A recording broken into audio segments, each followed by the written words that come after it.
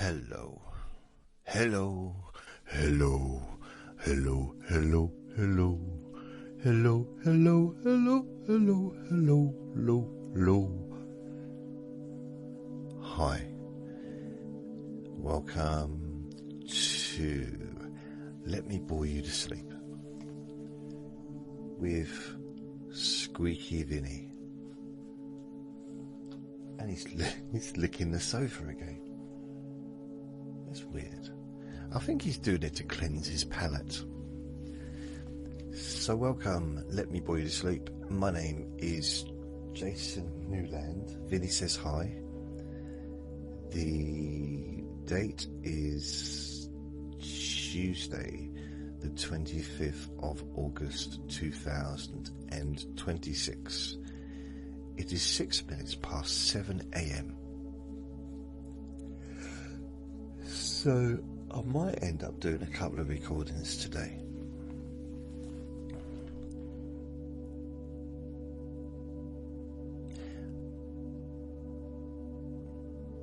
There's a nice little silence there, wasn't there? Yeah, and nothing. Still working on the website. I did do something yesterday that was kind of quite interesting for me. I decided to do a deep search for details about my granddad's boxing career, because he was a boxing champion, like amateur boxing champion, before and during the army. Well, before he was in the army, then while he was in the army as well. And I couldn't find anything about the boxing, but there was someone with the same surname but a different initial with boxing champion, like tournament stuff. So I don't know. I have to ask my dad about that. That might have been his brother. I don't know. But it was from someone from exactly the same area, like Edmonton, Enfield, as my granddad. So I'll tell you what I did find, because none of this is, I'm not going to give information that I shouldn't give online about my granddad, you know. It's all, this is all public knowledge as well. You can find this in the thing online. These are in public records. But what I found interesting is they found out his army number.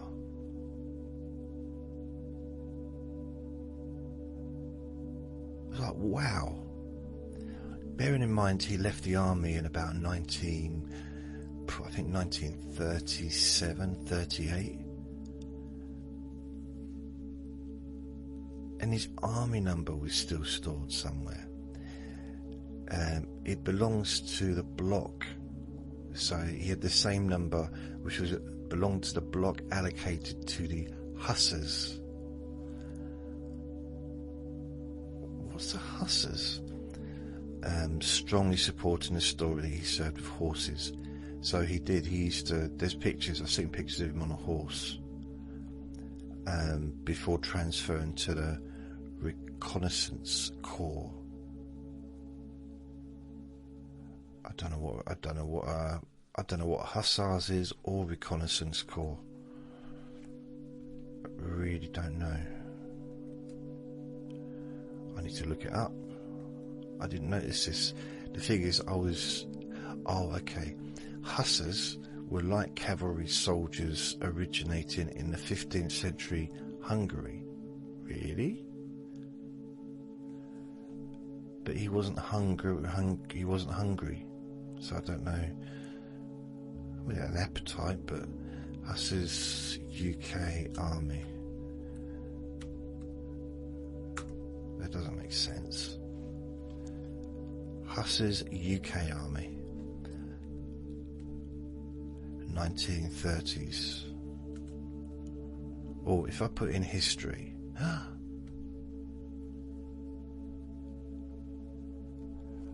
my laptop's starting to break. The E key, on the keyboard, just isn't working like it should. So it's missing out the E quite often. I have to really kind of keep going back and press it hard. It reminds me of someone I worked with in the first insurance company, and he sat next to me, and he was known as the angry typer, because he would literally type with one finger, which I can't argue with, because I don't type with one finger anymore, but I understand typing and get used to it. I'm not an expert typer, but I can maneuver around because I've been doing it for so long, and I did it for a living, didn't I guess, for a few years. But he used to bang the keyboard with one big massive finger. Do you know Hellboy? He's got one hand that's huge and like a normal human hand. Well, he just had one big finger. The rest of his hand was normal. Just one, and he used to bang on the keyboard. He used to shake the building. It's very difficult to concentrate on my phone call when all I hear was bang, bang, bang. And it wasn't quick either. He'd be there for like an hour just typing in someone's name. But he was angry with it as well. Like, all he could hear, it's just, come on, man, calm down. And he's like, I don't know why I'm not getting any sales. Because you're scaring everyone. Yeah, but if I was that scary, how come I'm not got sacked? Because they're too scared to sack you. The management hide from you. Do you not see they're under the table over there? People used to come up and give him their sales. It was only a little bloke. It wasn't big, but that finger was intimidating. That big, huge, scary Hellboy finger. Yeah, so that was the angry typist. And sometimes he would, because I befriended him, not on purpose, but accidentally.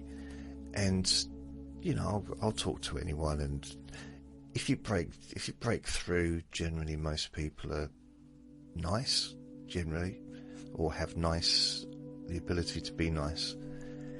And he was just going through a lot of stuff, that's all.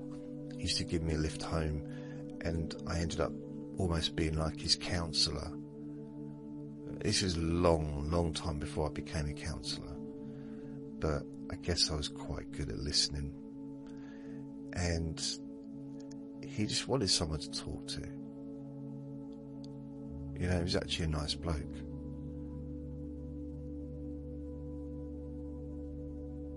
He had to have a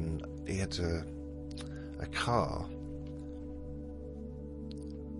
but it had no roof, and part of the windscreen, the top of the windscreen, had to be shaved down because of his finger. So when he's driving, you see, and no one could sit in the front next to him because otherwise they'd just pretty much get hit with the finger. So you had to sort of sit back in the back of the car. It was a weird situation, but it was okay.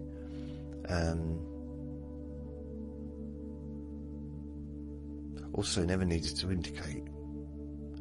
Use the lights. He just basically pointed to where he was going to go, and the whole town could see. So yeah. Oh, that's what reminds me. The keyboard being stuck reminds me of that. I'm kind of have to push it hard, and it's a shame because this is the best laptop I've ever had.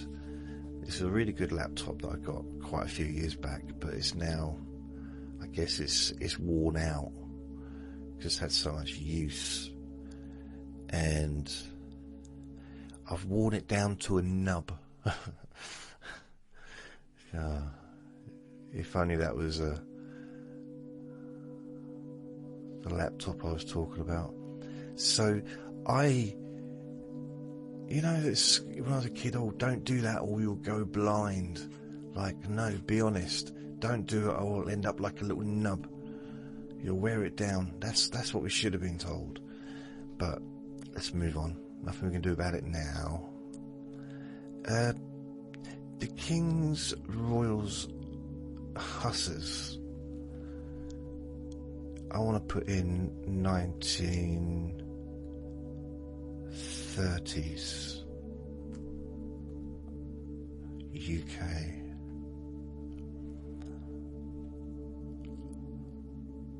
Search military. Okay. The 11th. Oh, here we go.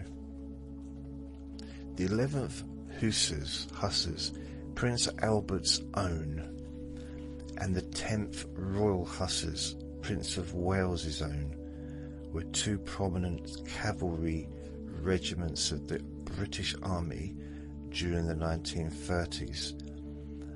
They played significant roles in various conflicts, including both wars.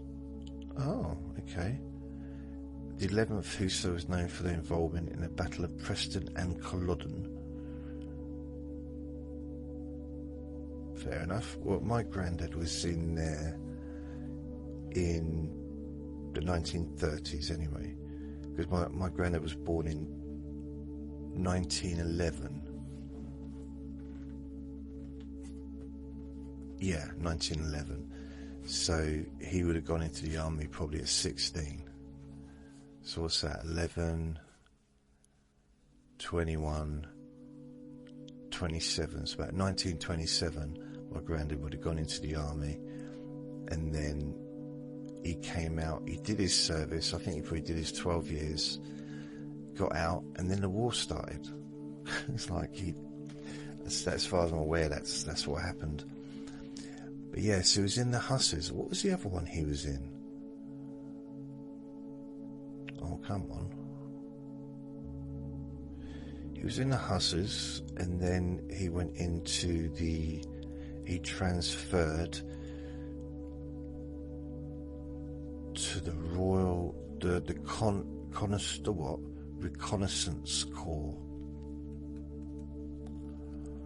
Okay, let's have a look at this. What's reconnaissance? Isn't that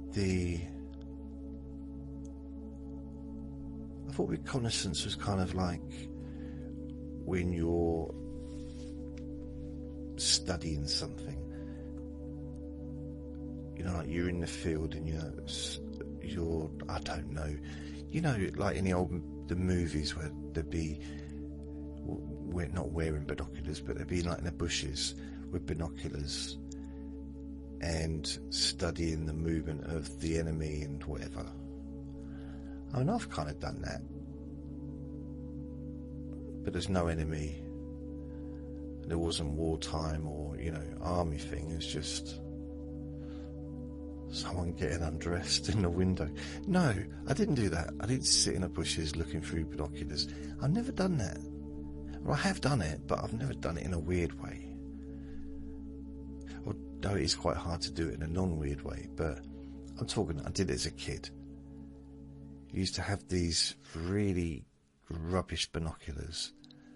They were plastic, and they were binoculars, but they weren't, you could see about it. Magnification would be like minimal,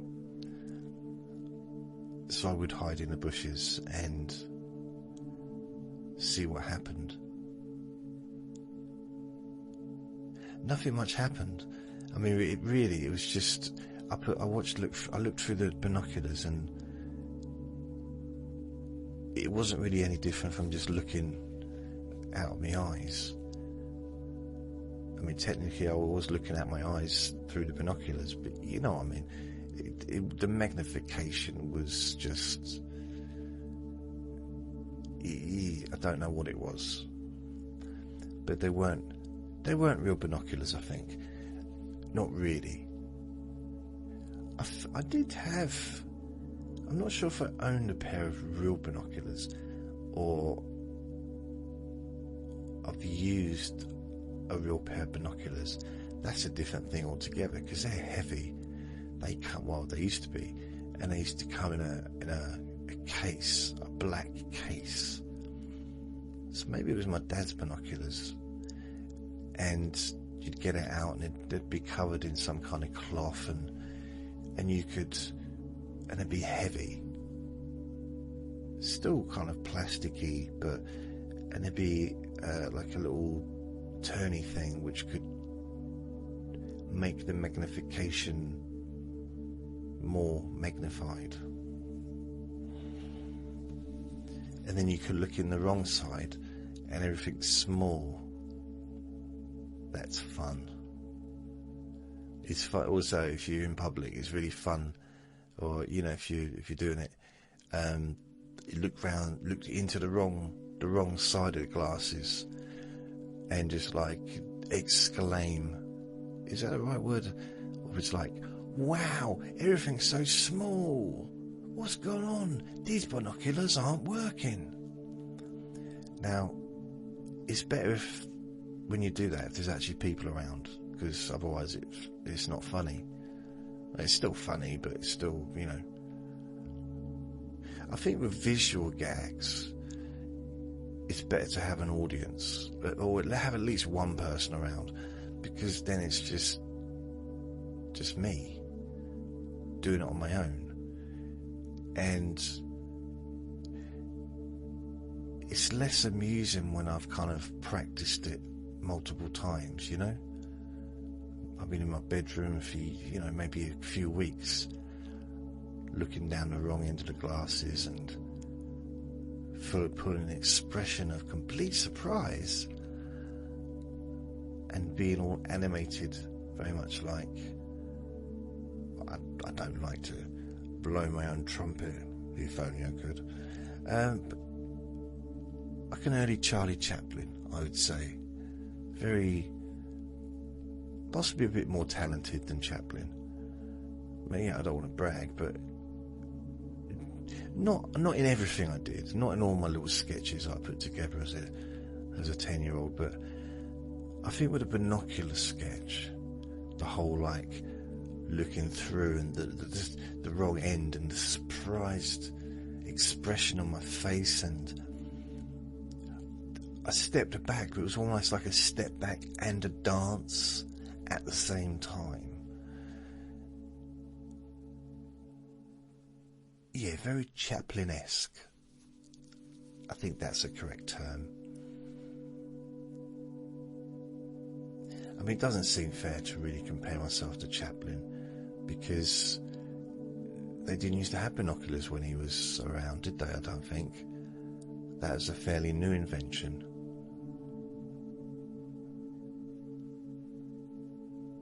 Maybe they did. I don't know. I do like, there's a song that, I don't know if you know this, there's a song that that Charlie Chaplin wrote, that Michael Jackson sung, and it's called Smile. I really like that song. Smile, even though you're do do do do do do do do do do. Do do do do do do do do do do do do do. Oh, wait a minute. No, that is the right. Smile. Anyway, it's good. Well, I like it. And Michael Jackson liked it enough to record it. And used to argue with that, because in my opinion pretty much everything that he recorded was good. It's weird, you know, with Michael Jackson, I don't think I heard a bad song. I mean, you know, there was different levels to his songs, but you know, even through his childhood and through his adulthood, and you know, I wasn't a big fan of Invincible when it first came out, but you know, I ended up loving it as well.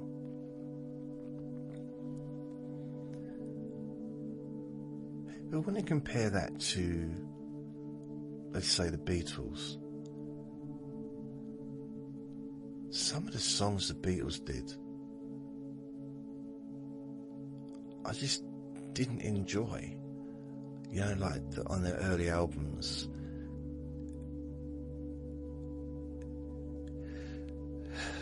Yeah, I mean, they're amazing songs, but there's a few that are like, no, why was this added to the album?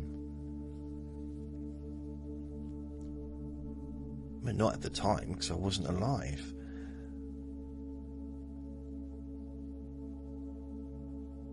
Oh, okay, right, the Fusiliers. Not the is it the Fusiliers? The Renaissance Core. The Renaissance Core. Let's have a look. So, what does it say? The Renaissance Core. Renaissance. Wasn't that like an artistic movement? It was, wasn't it? The Renaissance. Should we have a look in the Renaissance section of the gallery? What is your favourite part of visiting the artist's home? I like the room which had all the Renaissance paintings in it. I'm pretty sure that's used for that. That's I don't know, maybe not.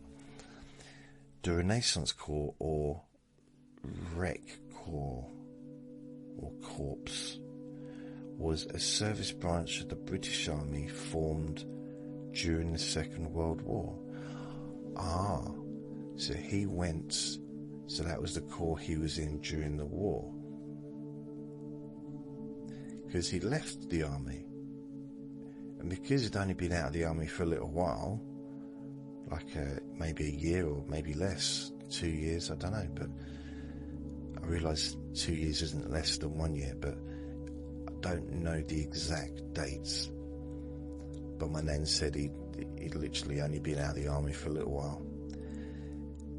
And he was the first to get called back. So the first people to go were obviously those that were already in the army and the navy and the RAF and stuff. Second was the ones that had recently left the forces, and those that were physically able and, you know, to do it. And then they started enlisting young people and stuff.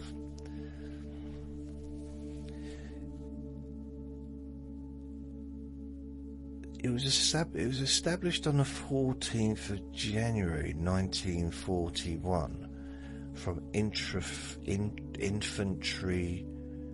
brigade Renaissance groups, and was responsible for providing reconnaissance.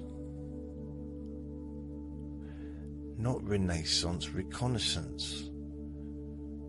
I was reading it through my left eye. It was like Renaissance with my left eye, but it is reconnaissance, isn't it? That's why I've had problems all these years. You know, when I was saying Renaissance, I genuinely thought it said Renaissance, because when I read, I have to reread stuff because I can't, because the letters do. Okay, when I use both my eyes, it's still not clear.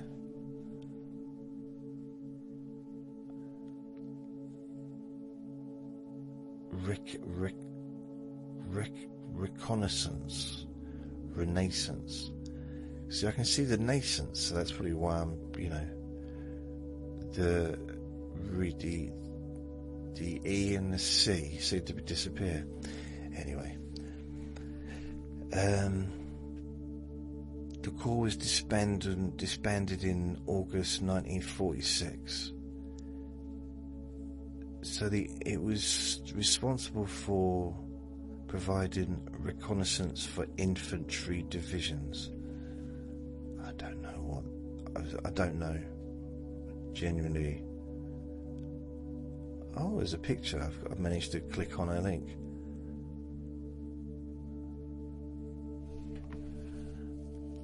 Scout. Okay, right. So here we go. Its units were tasked with gathering tactical information for infantry. Why are they called infantry? It's almost like they're calling them infants. What corps are you in? What corps of the army? What department? We're in the infantry division. Ooh, because we're only 3 years old. I don't know. Is it like the first division? The first, it's like the new people. Is that what the infantry is? I don't know. Anyway, they gather tactical information, scouting ahead and screening the flanks of these formations as they advanced.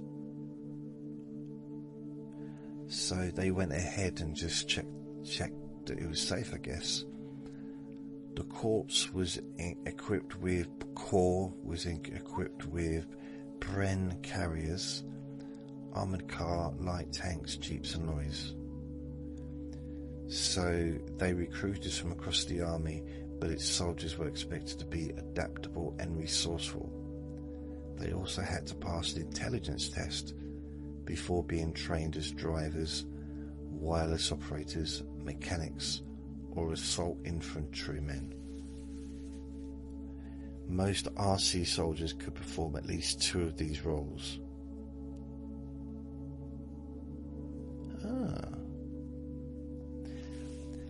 Ironically, well, I don't know if it's really irony, but as far as I'm aware, my granddad never drove a car. Never drove. Like, outside of the army, that is, after the war and everything. Never drove. Maybe he just didn't like driving. Never had his own car. I mean, I don't know if this is completely true. He might have had a car, but he never had a car when my dad was growing up. He never had a car when I knew him.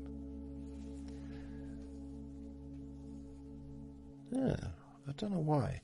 So he would have been a driver, so he would have been able to drive. But maybe he did. Maybe he drove tanks. So maybe he didn't drive like normal cars, but it's still driving, isn't it?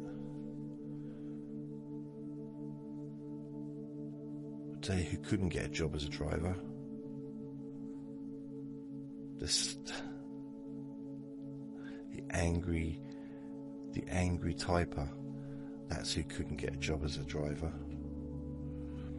The RC recruitment from across the army, its soldiers are expected to be adaptable and okay, I've already read that bit. Blimey. Each reconnaissance unit bore the number of the name of infantry division it served with. Some were subsequently assigned to other divisions, but retained their original number or name. So, until June 1942, the Corps gave its units the infantry designation of battalions and companies. It then adopted the cavalry nomenclature of regiments and squadrons. It became part of the Royal Armoured Corps in 1944. During the Second World War, It served in the Middle East, East Africa, North Africa, Italy, Northwest Europe and the Far East.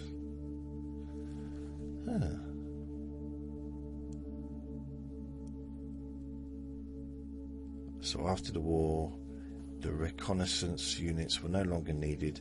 The RC was disbanded in August 1946 and reconnaissance duties became solely the responsibility of the RAC's units. There's actually a national museum for this. Wow. There's something else that it came up with. He was held at a place called I'm not going to go into details for this one because it's not pleasant, but it's just a factual thing. Let's have a look. So this is more information I actually found online, that I found with a deep search. And he went to one of the largest prisoner of war camps in Germany. He was kept there for I don't know how long, but quite a long time. And it was called Stalag IV-B. So he was there, and it was located in Germany.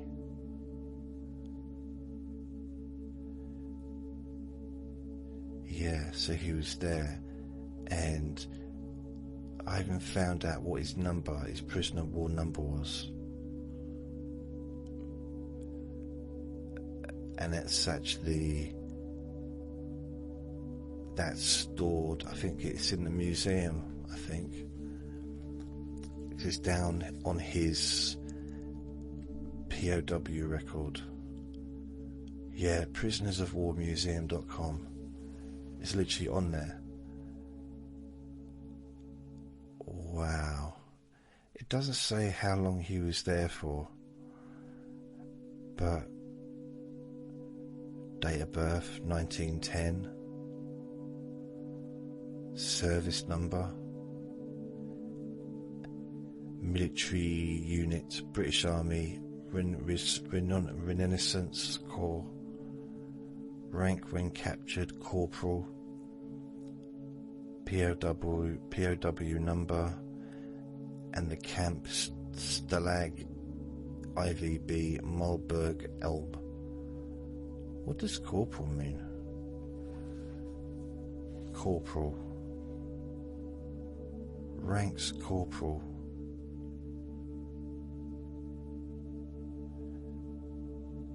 So, prisoner of war, there's 8,073 prisoner of war corporals.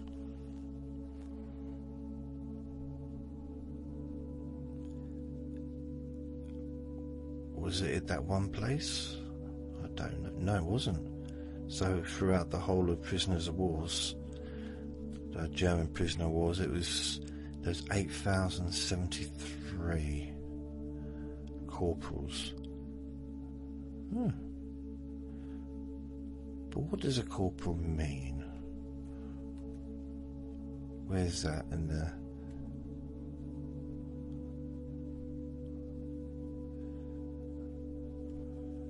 corporal?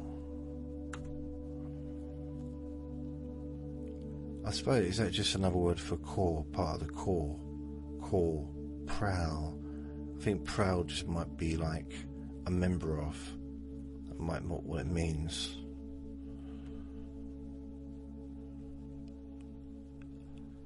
I don't know. I mean, I wonder if he still stayed at the same rank when he went back into the army that he had been when he left. I don't know how it works. So corporal is a military rank. I thought it said tank then for a minute. In use by the armed forces of many countries. Is also a police rank in some police services. The rank is usually the lowest ranking non-commissioned officer. Non-commissioned officer.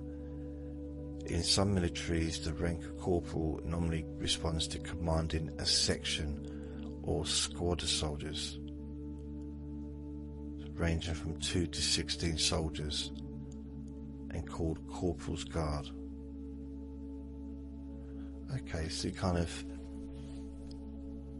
it'd be like being a team leader in a sense. You got your own team and you answer to the sales manager, who would be, I suppose, the sergeant. I don't know. Used all over the world though. All gallery, corporal, no. I'd like to see where it was the rank, corporal, no. I just want to see, like, you know, where it goes from and where it goes to, because I was in the Sea Cadets. I wasn't a corporal, don't worry. They wouldn't let me be in charge of a patch of grass, never mind other people. Junior seaman, it's quite weird because at the time I didn't find that funny. But junior seaman was the first rank and the first badge on my shoulder, and it went up, and eventually ended up like being able seaman, which I think was one at the top.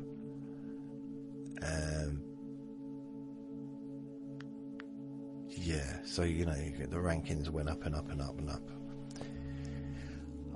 I held the record for the person who took the longest time to get their first badge.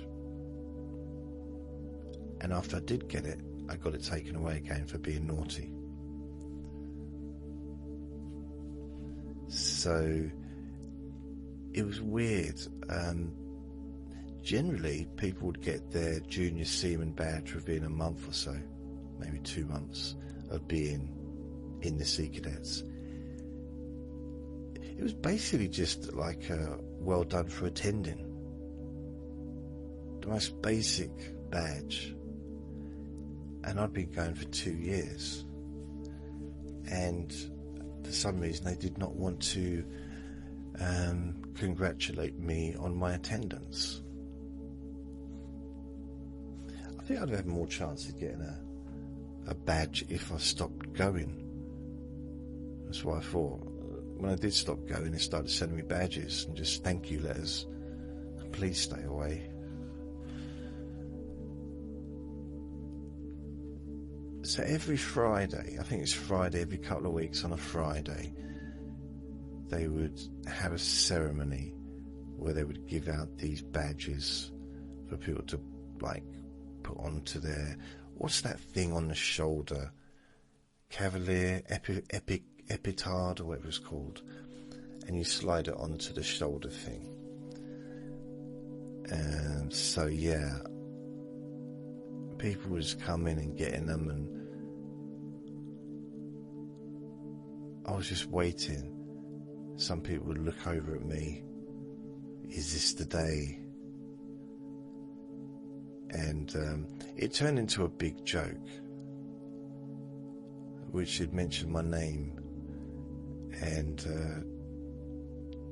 next, Jason, I think they used to call me Newland or Newland. Newland. At ease. Nothing for you today. And everyone would laugh. They'd be rolling around on the floor, tickling each other. So I vaguely remember the one Friday when I actually got given my badge, got awarded the junior seaman, like, I don't know what you want to call it. upgraded, first grade maybe, I don't know. But yeah, so I was awarded that. Promotion, maybe that's another word for it. So they mentioned my name, like they did always. People started laughing. And then he said, oh, what's this? It's almost like he was doing a magic trick. What's this I found inside this hat? I thought there was a rabbit in the hat. But no, it's not a rabbit. It's another junior seaman thing that you put on your shoulder. He didn't use those words because he knew the correct terminology, because he was in charge. Big man with a beard. He had a big beard. Yeah, he was in his 40s then, so he's going to be... Unless he wasn't. I mean, he could have been in his 30s, but I think he was in his 40s, which means he'd be in his 80s now. So like late 80s, I'd say, probably be now. He had a big beard.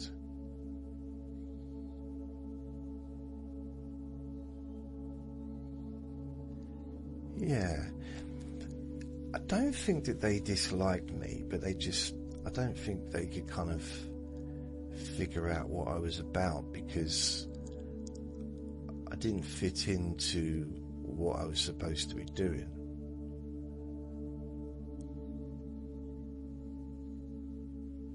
But on this occasion, when he actually sort of said, he held up the badge, the whole place erupted. Like people were like clapping, they were laughing as well. Just the idea that I actually did get awarded a badge eventually, and how long it took. And I had broken a record, like no one had ever taken that long to get the first badge before, because it's almost like it's what you get with the uniform, pretty much. And it felt quite nice. So I went up and saluted him, and he gave me the badge and said, well done. I said, bollocks to you. And I took it back. So yeah, no I didn't, but I did get it taken off me again a few weeks later.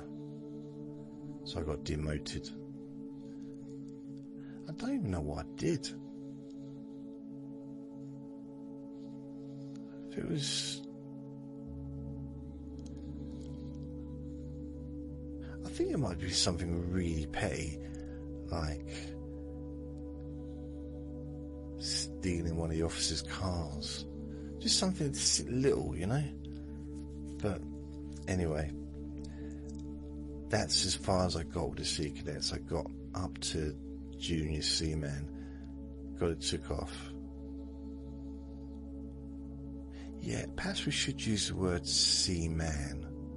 I know that obviously women are allowed in the army now, but instead of seaman, seaman, because that's what it meant, isn't it? It wasn't supposed to be just pronounced seaman. But come on.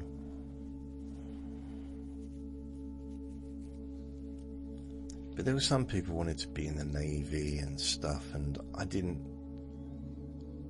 The only thing that put me off being in the Navy, apart from the discipline and the people,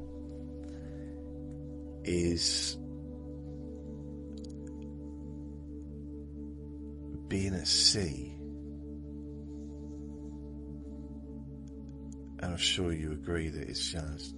I mean, I did ask one of my supervisors, you know, one of the sergeants, is there any way of being in the Navy but not being at sea?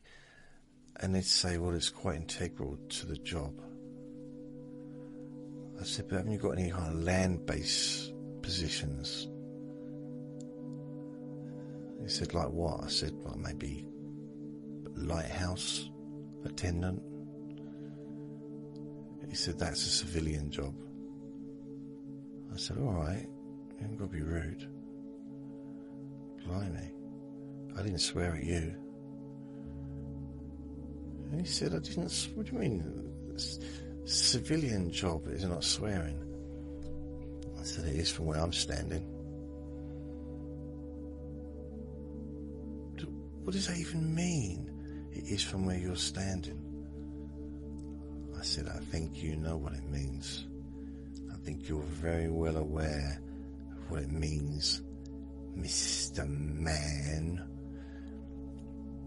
See, I said that before the TV movie, or no, the movie Misery. It wasn't a TV movie, was it? It was a massive, huge movie hit. But I used to say Mr. Man long before Kathy Bates ever said it in Misery. And I'm sticking to that story. I mean, what is Kathy Bates gonna do? I just remember the movie then. Yeah, sorry Kathy, I'll take it back. You said it first. I'm your biggest fan. Wow. That was a freaky movie. It was very good. One of those movies that it's very, very unique. Very unique.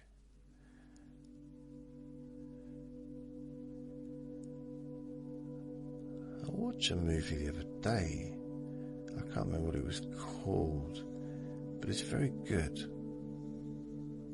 It had a lot of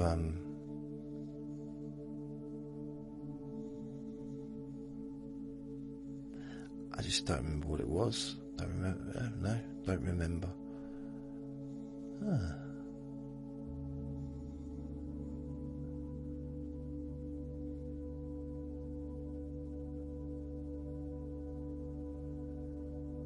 No, still don't remember. Do not remember at all what it was, what it was, what it was. Oh, by the way, it's my birthday tomorrow. It's my birthday tomorrow. Happy birthday to me. Happy birthday to me. Happy birthday to me.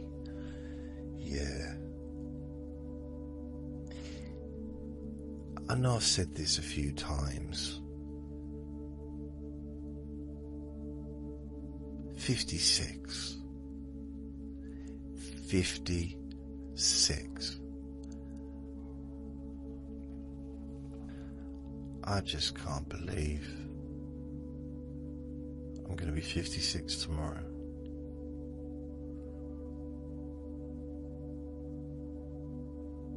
I don't know, just still just like, wow.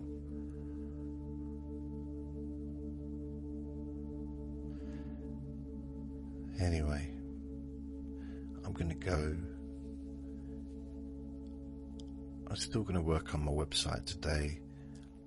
I've still got up to the 18th of September to get it all built. But I'm just taking it steady, testing, retesting, and going to try and make it the best website that I possibly can.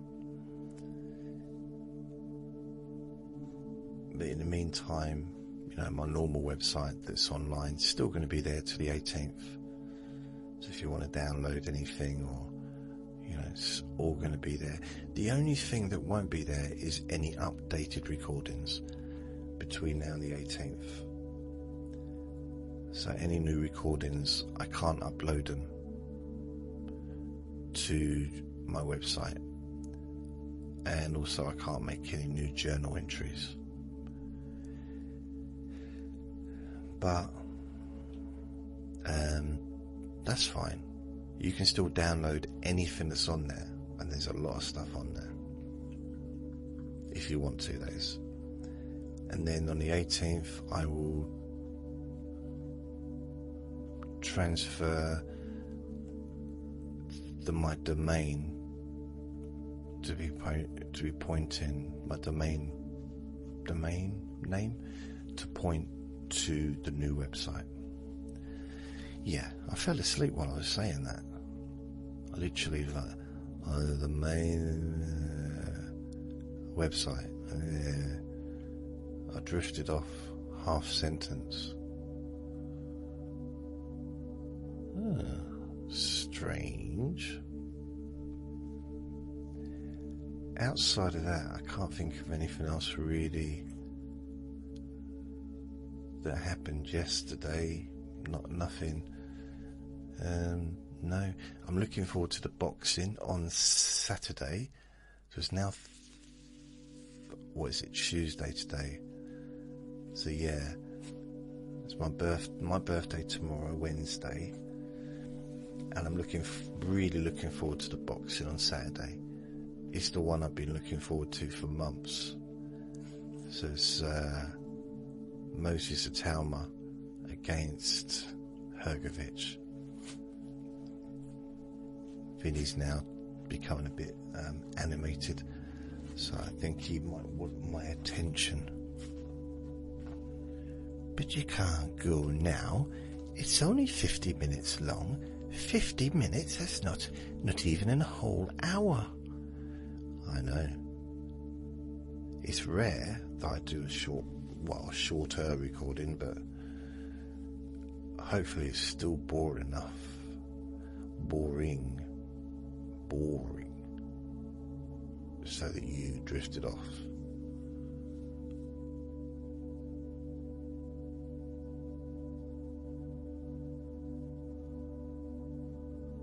And that brings us to the end of this.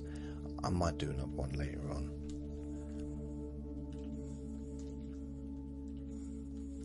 I actually woke up thinking it was Friday today, and I got no idea why, because that makes no sense.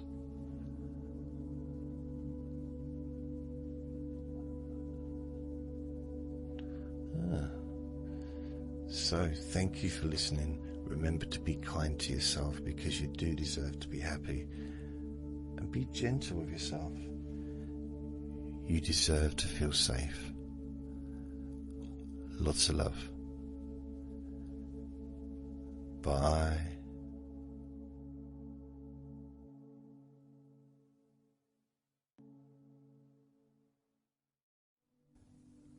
Relax in a more deep and meaningful way. Maybe in a way that can not just allow you to feel calmer now and throughout the time we spend together here, not just relaxed at the end of the recording when it's finished and you can enjoy that sense of comfort and peace, but also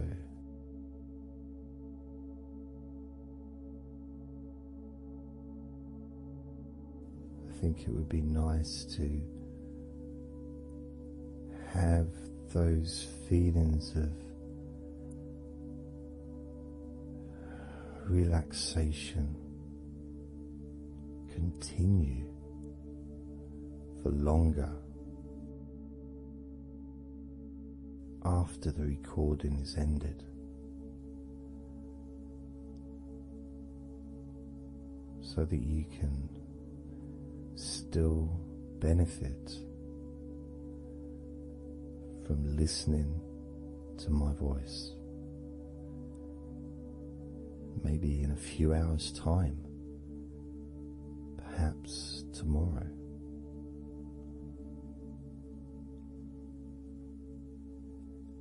And then by listening regularly,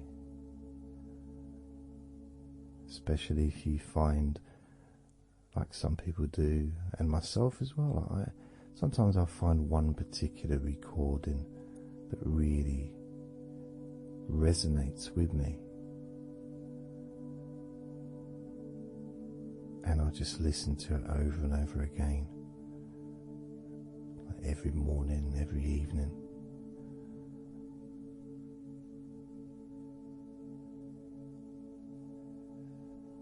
There was this recording from, going back to about 1999. It wasn't hypnosis, but it was a guided visualization, so it kind of was hypnosis really. And I managed to find it again, and it still has the same effect on me. And part of it was the person's voice relaxed me. Just felt so peaceful, and I'd look forward to listening to her in the morning and in the evening.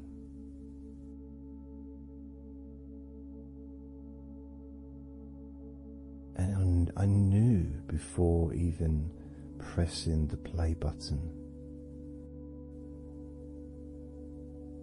that as soon as I'd done that, pressed the play button, this was in the days of CD players, press the play button. In fact, it might have even been a tape recorder. I'd lie down on the bed, and then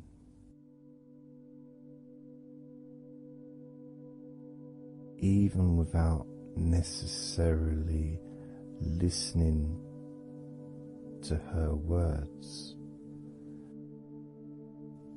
because I had them memorized really. It was as if my body knew exactly what to do. And the muscles just almost went into automatic relaxation.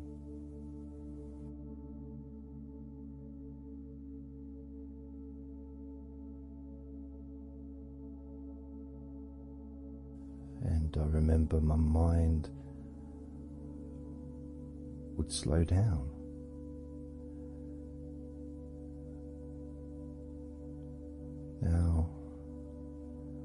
Now, I was listening to this recording in the early days of learning hypnosis, and long before I ever made any videos or audio recordings myself, because I didn't start doing that till 2006.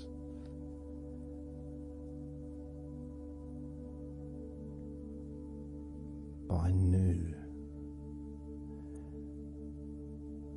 knew how helpful I found being able to just let go, to have that trust in the person that I'm listening to.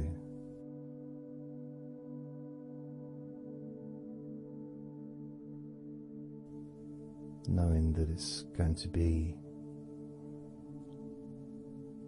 just as relaxing, if not more so, each time you hear my voice. You may feel the same.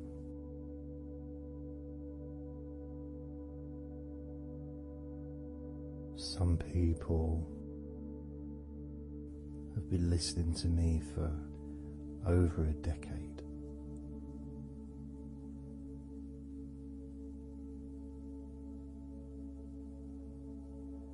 Maybe not solidly, obviously not 24 hours a day, but maybe people come back. Some people maybe listen every day.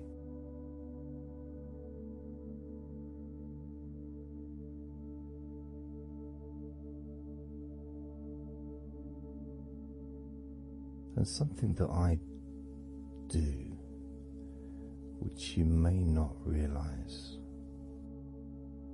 by listening, is when I record these recordings now, for example, I also am affected by the words that I say. So if I said to you, focus on your feet,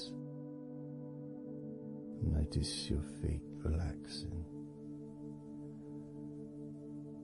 I will be focusing on my feet. I will be noticing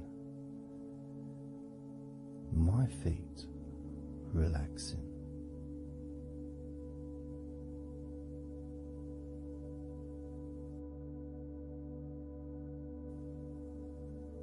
If I said focus on your hands, and maybe notice the difference between each hand. Perhaps notice the air in the room, the temperature of the room on the backs of your hands.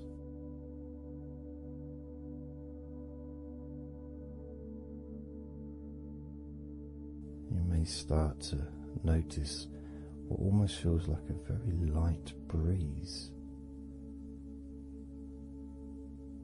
even though there may not be any type of breeze at all where you are right now.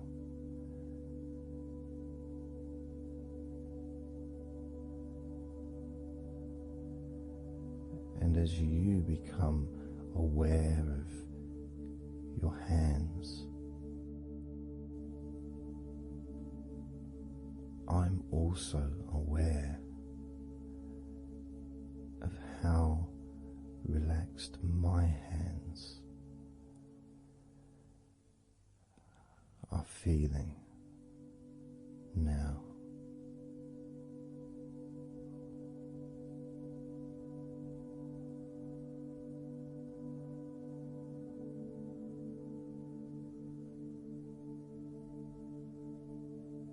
And when it comes to potentially drifting off to sleep, which may be the reason you're listening,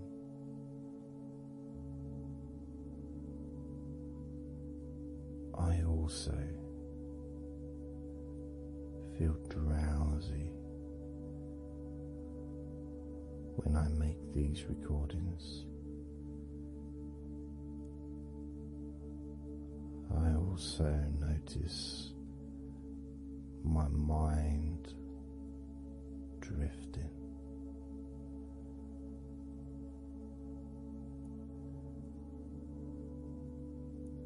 In fact, at times I've actually fallen asleep.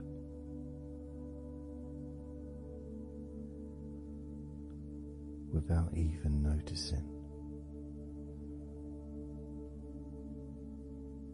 And then I carry on talking.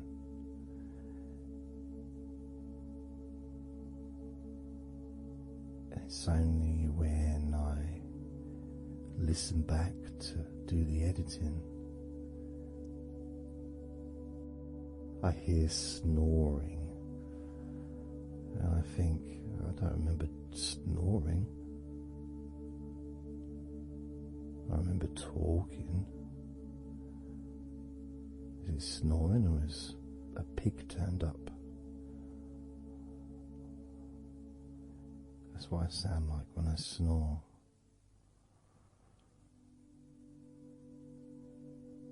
And I get really into the whole experience.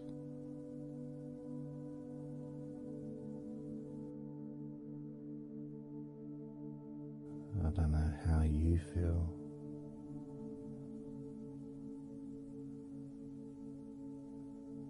How relaxed you feel in your feet. How relaxed you feel in your hands.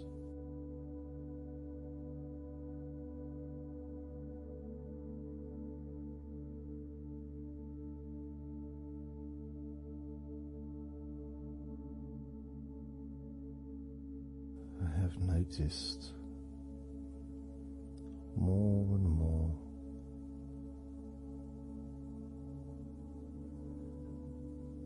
that the more relaxed, deeper level of comfort you feel, the easier your breathing becomes.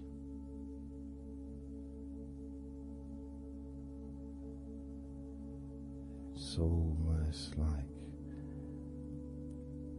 that additional muscle relaxation. So this allows you to breathe easier.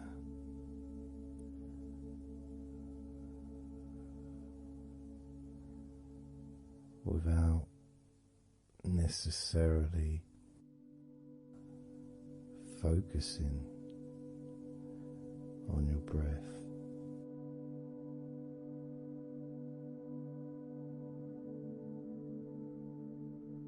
However, being able to notice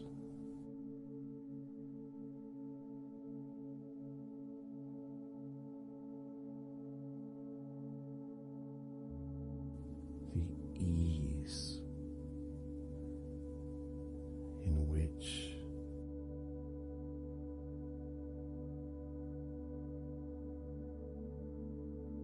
you breathe so naturally.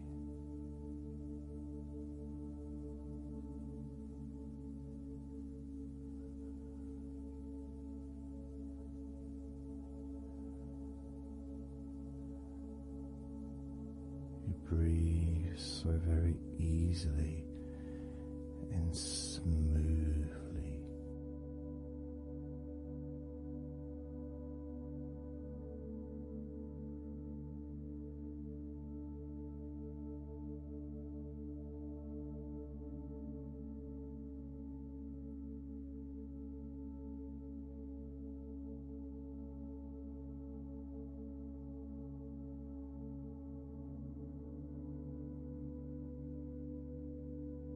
Whenever I imagine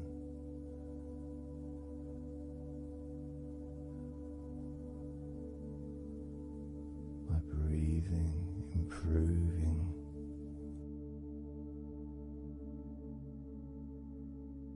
when I've got my eyes closed,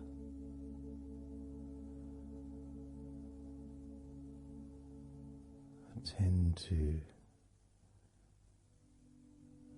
visualize a beautiful field with trees and flowers,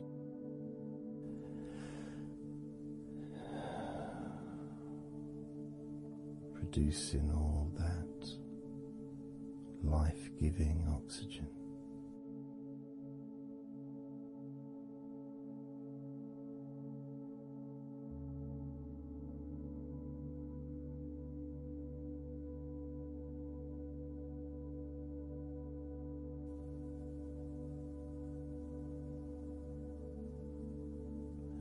Feels nice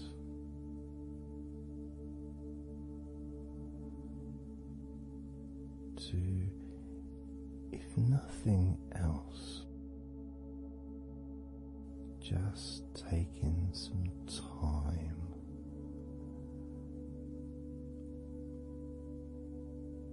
away from everything.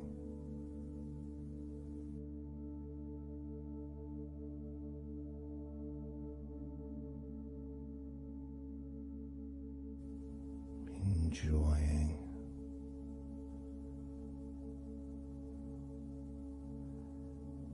that feeling of peace, serenity.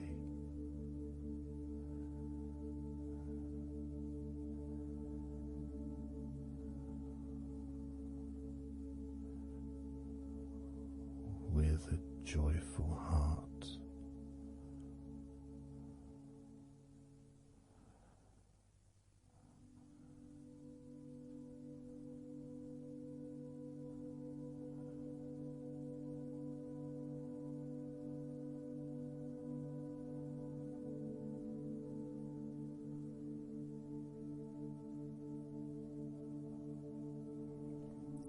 Time seems to just drip by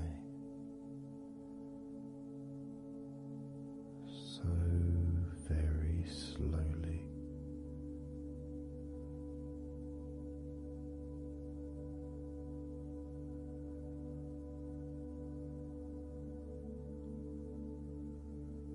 Relaxed.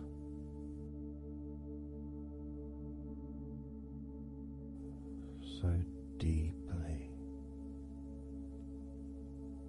peaceful,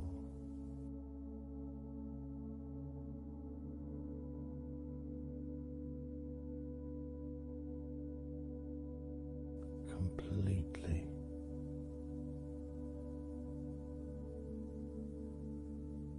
unattached to any thoughts whatsoever in this moment.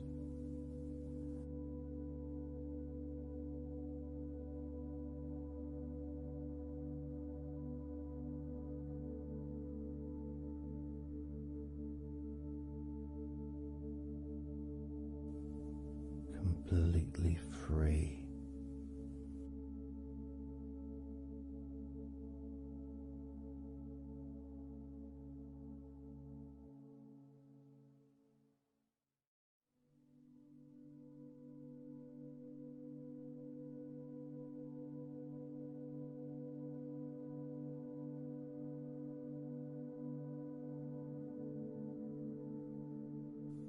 Noticing that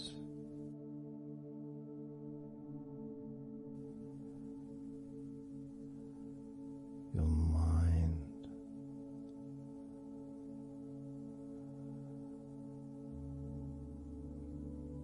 has slowed down.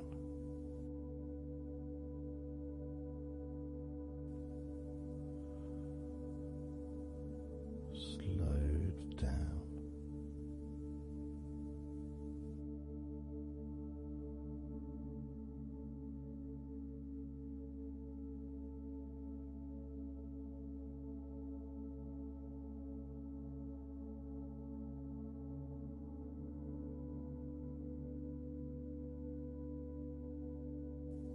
Because nothing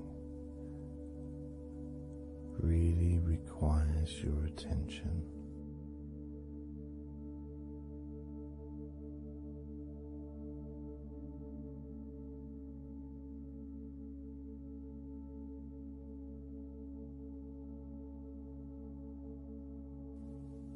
You can enjoy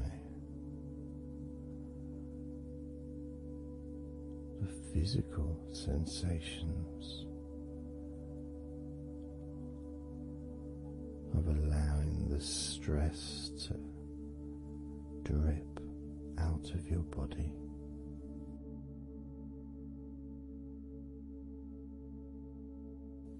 Drip in out of every part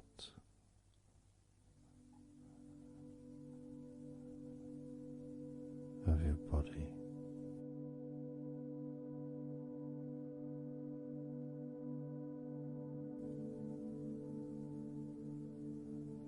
And being released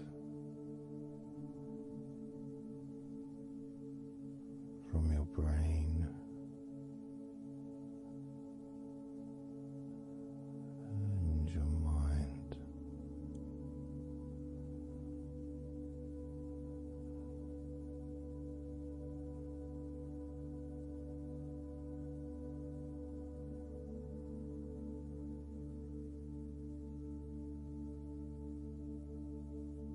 Slowly but surely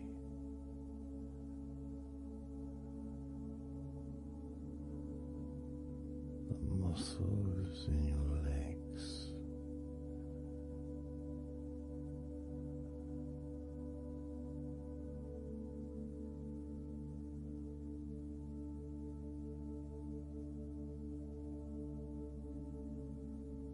relax,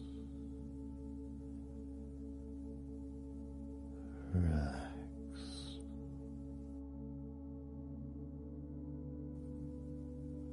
relax, so very deeply.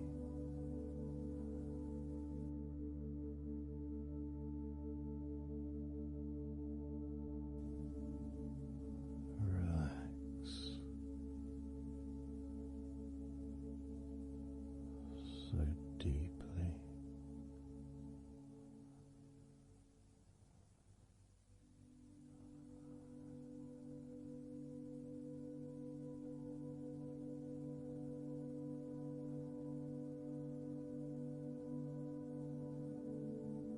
And the feelings,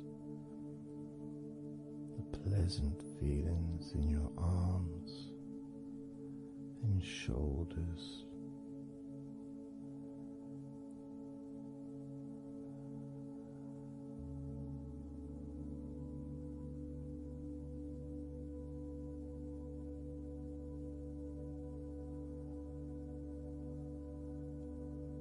deepening each part of your body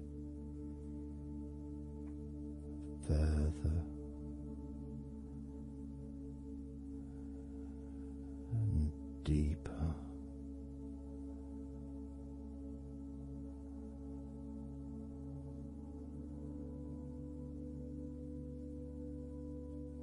And deeper.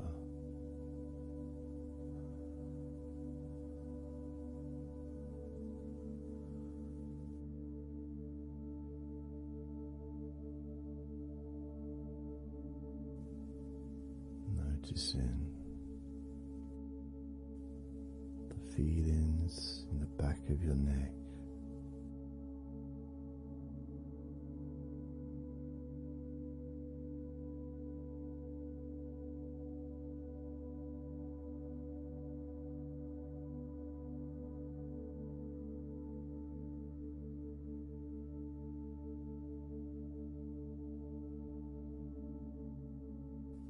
the feelings in your wrists,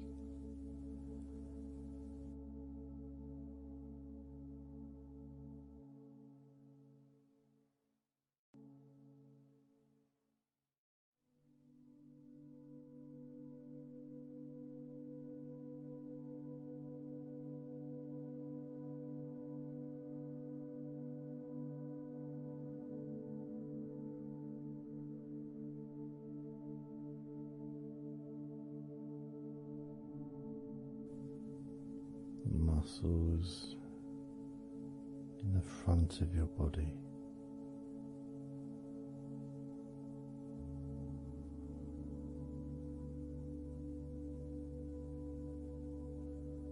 are also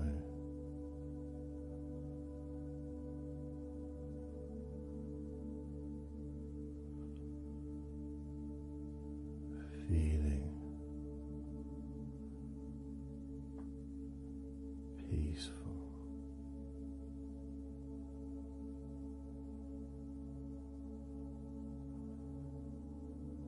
deeply,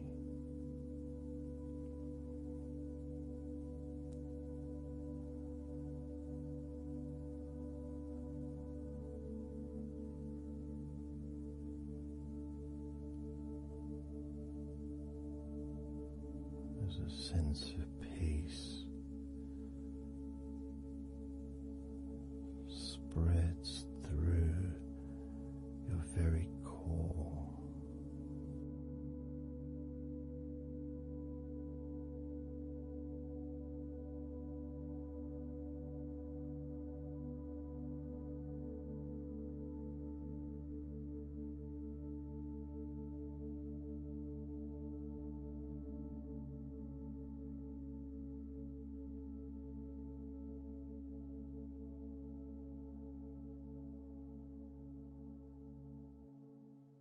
Even when you focus on your mind,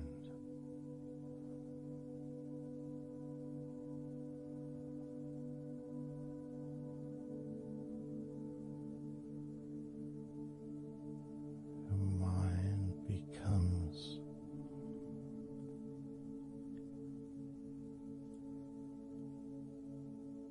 even slower.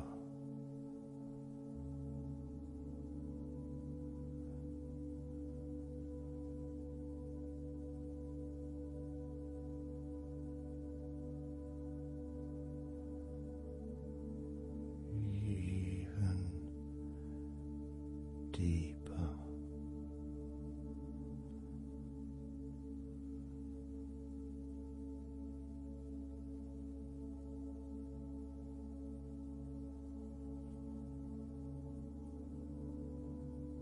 Relaxing.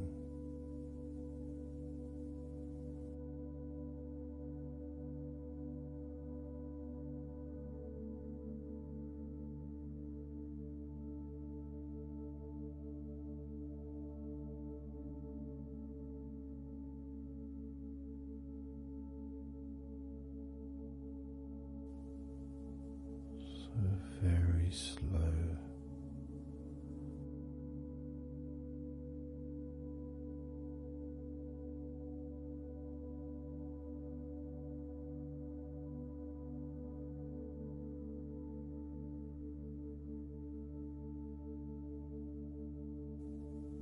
Your stomach.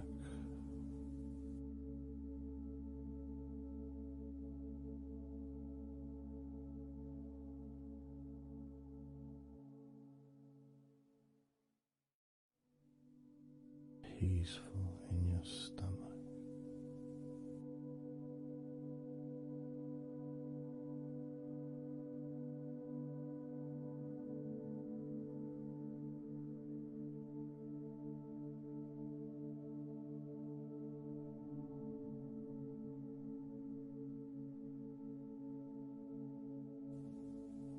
Your back.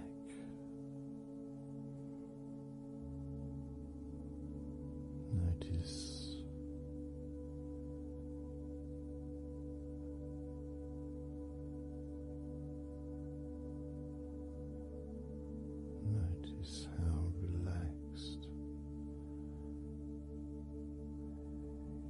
you now feel.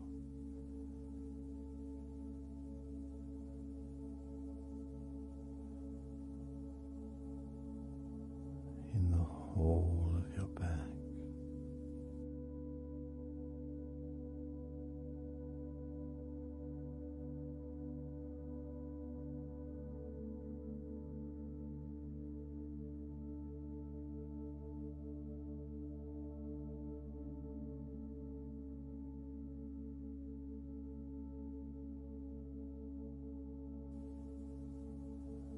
Your spine,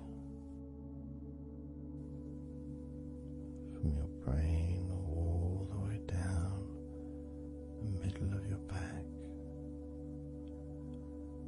sending and receiving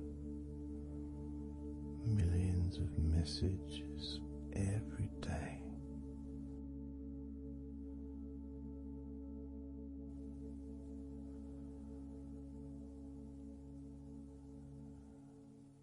Deep comfort increasing.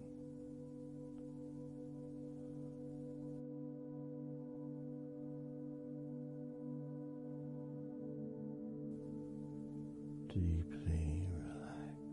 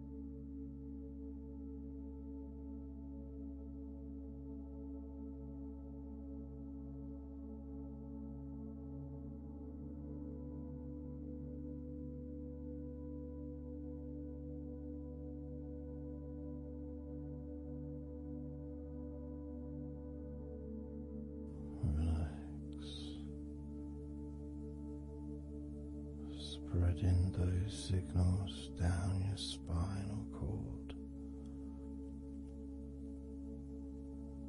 into every part of your body.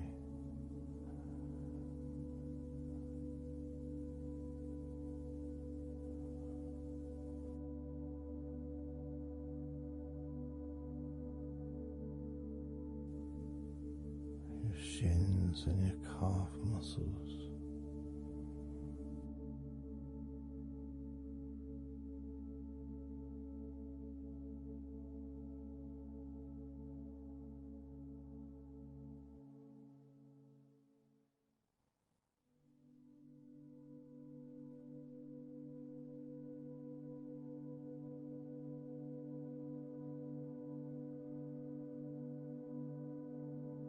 Your elbows,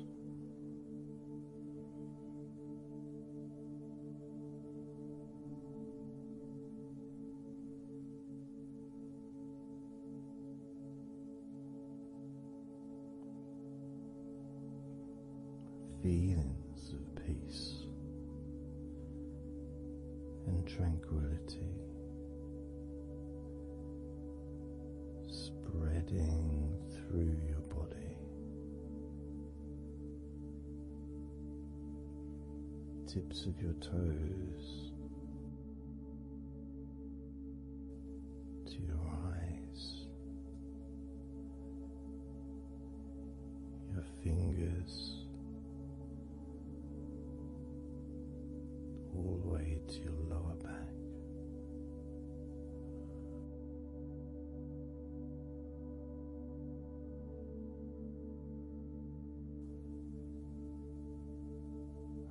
Letting go,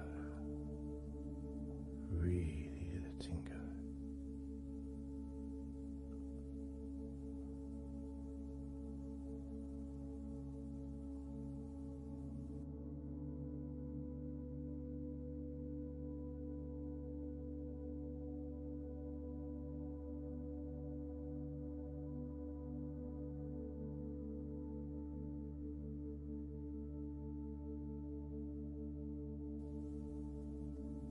Peace.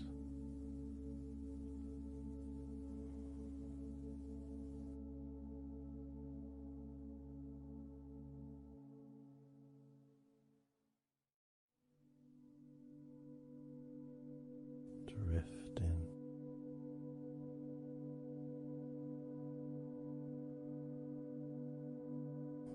Mind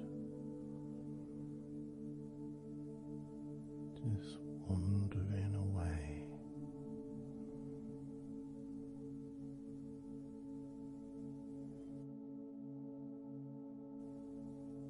Happy to let go. Let go. Completely let go.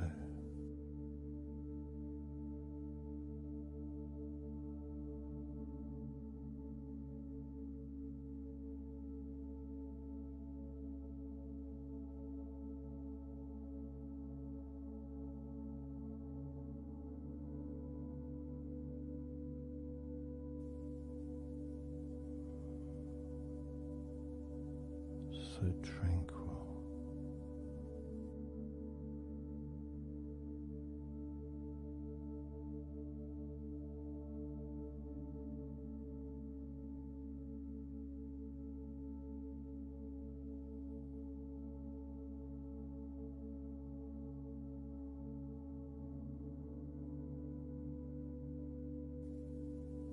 Your whole body enjoying a sense of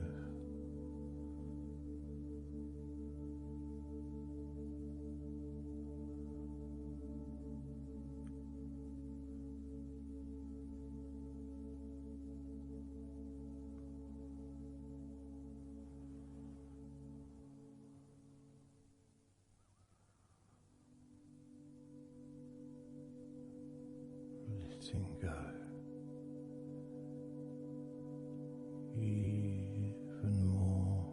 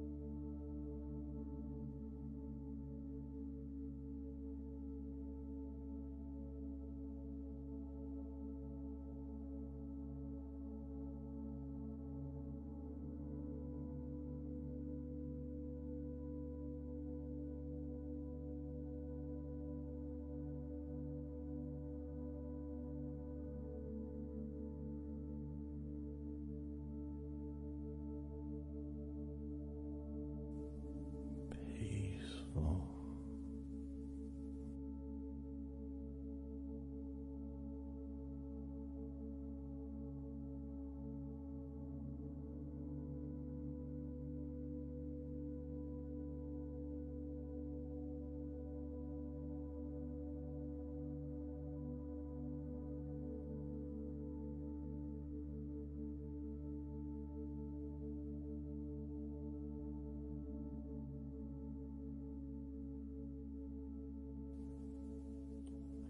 Enjoying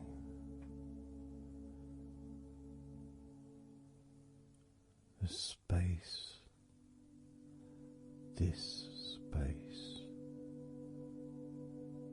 of peace and safety.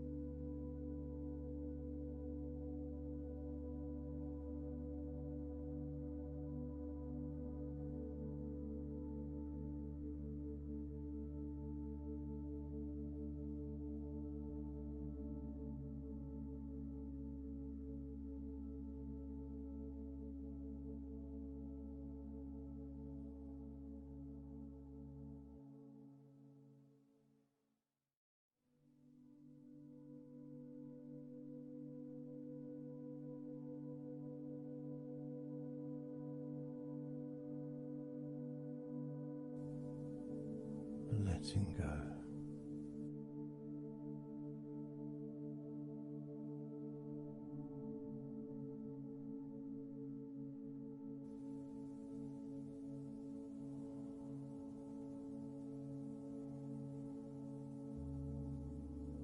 Maybe we can just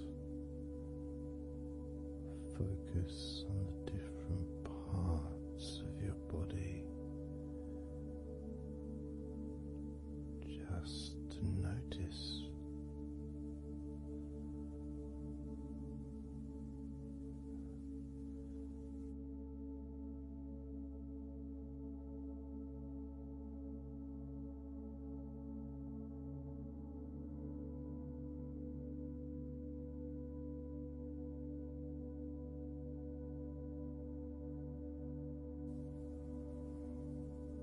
your forehead and your eyes.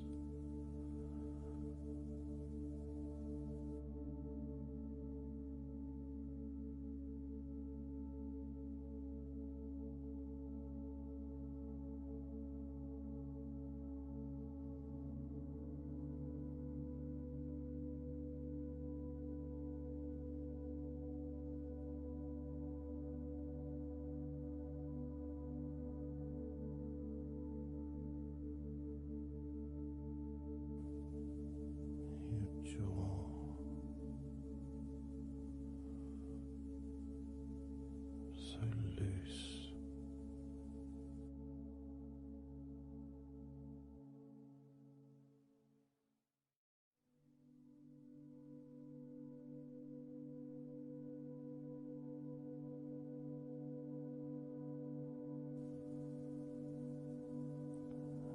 Noticing a sense of complete freedom.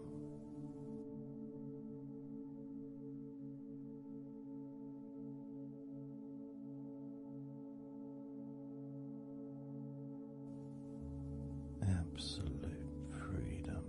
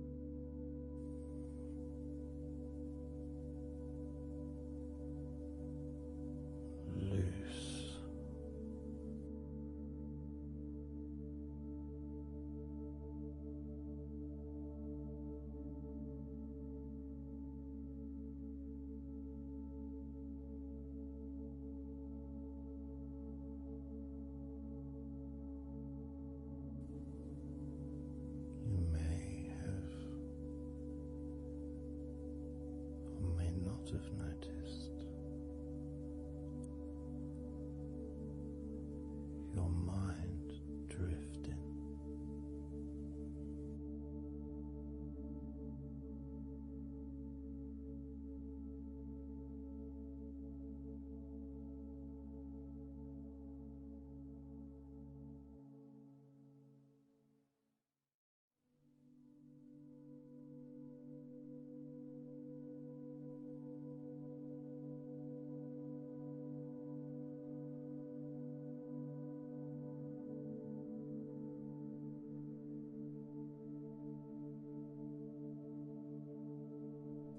Peaceful.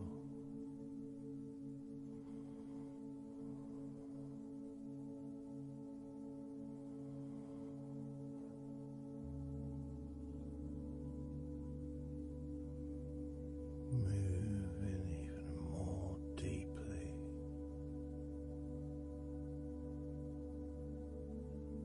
in the direction of total blissful peace. Blissful peace.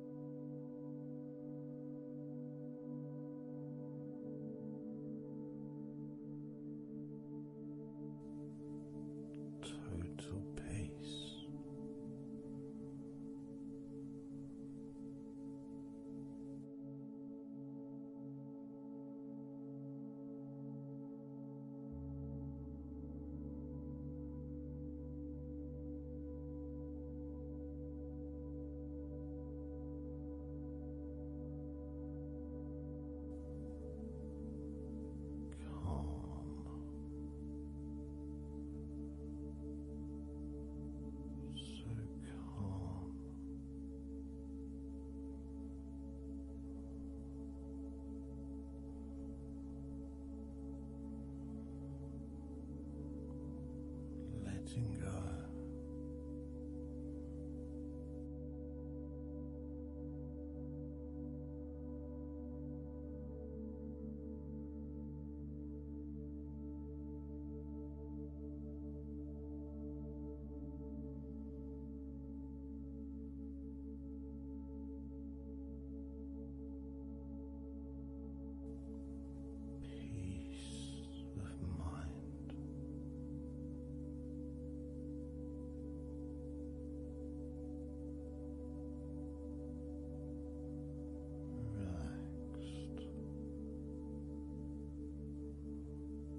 Body.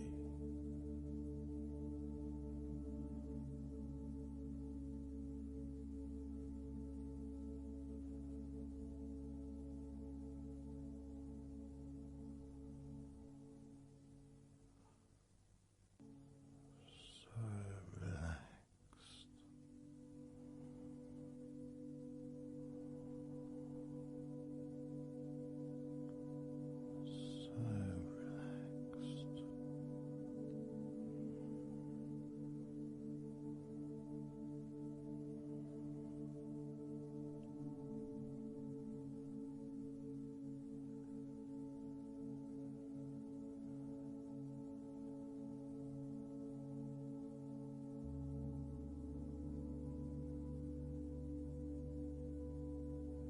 Body feels almost invisible.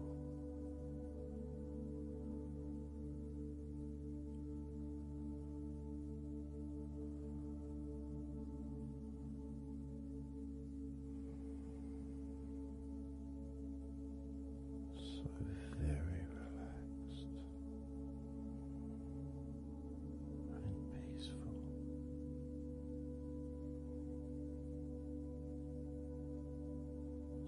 So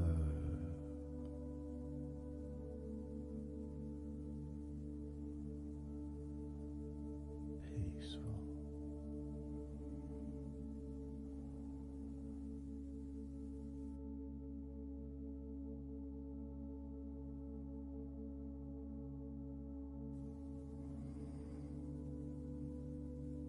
Relax.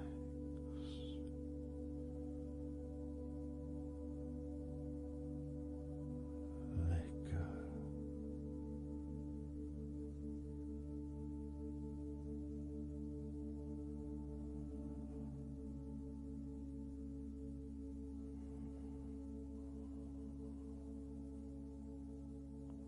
So peaceful.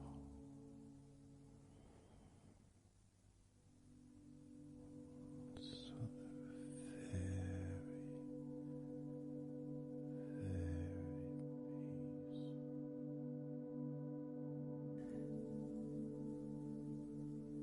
And you could start to notice that you are feeling more relaxed. Even though I've not purposely focused your mind upon that sense of physical comfort that is growing within you throughout your body. And your mind starts to slow down. And that could be almost in recognition of, I guess, my speech not being particularly fast.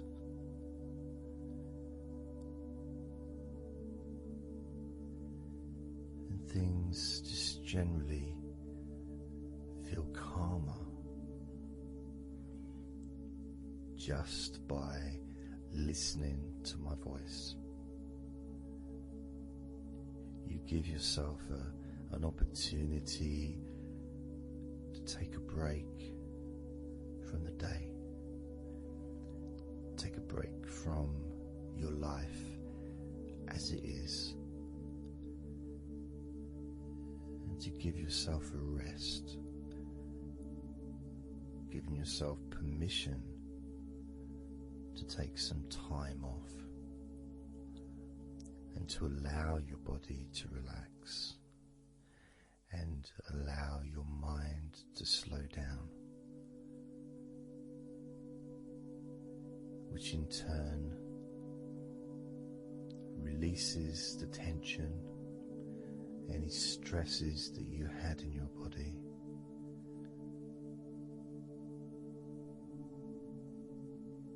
It's almost as if the parts of your body just open up, allowing the negativity out.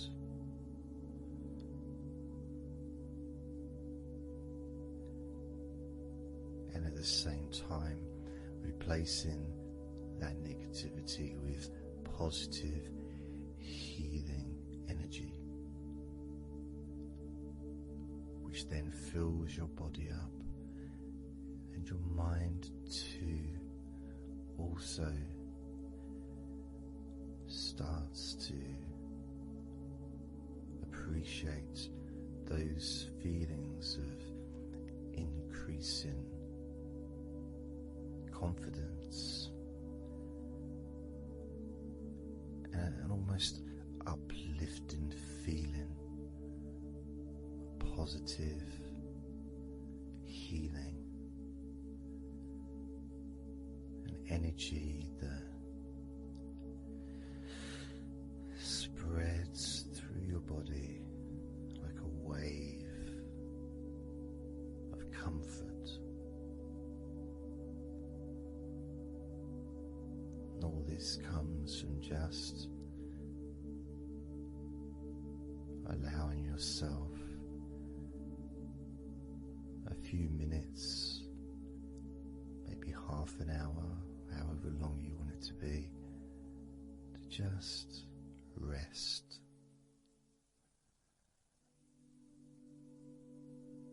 and allow your mind and your body to almost reset itself to the settings of comfort and relaxation, calmness, which allows more room for feelings of pleasure and happiness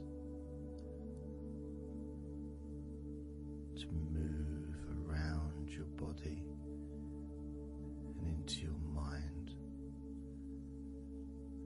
almost as if your mind and your body are sinking together, almost mirroring each other with that growing positivity and calmness. And it feels nice. It really does feel nice to know that you are the one that has allowed yourself to feel more comfort and to experience more of this deep relaxation spreading throughout your body.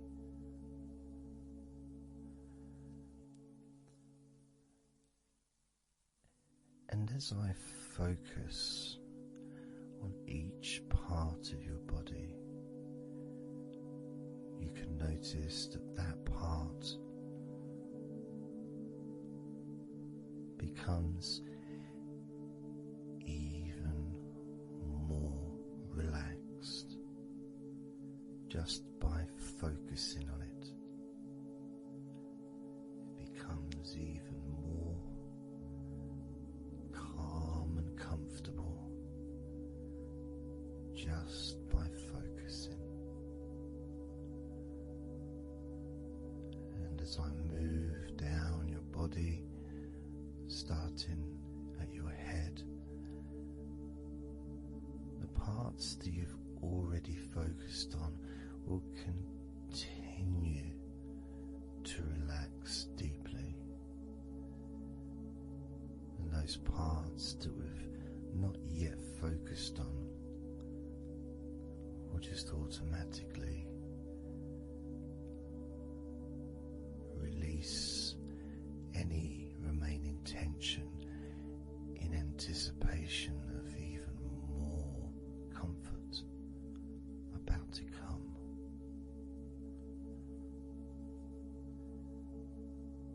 Now, I'm going to start by focusing on your forehead. Just being aware of the feelings of your forehead and any background sounds like Mr. Herbert the Pigeon can just allow you to feel even more relaxed.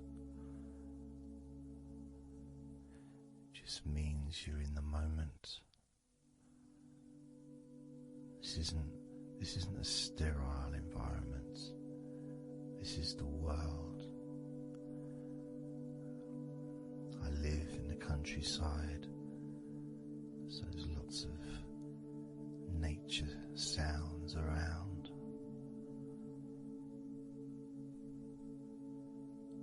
So as you focus on your forehead, just notice how it becomes even more relaxed as you focus only on my voice and that part of your body.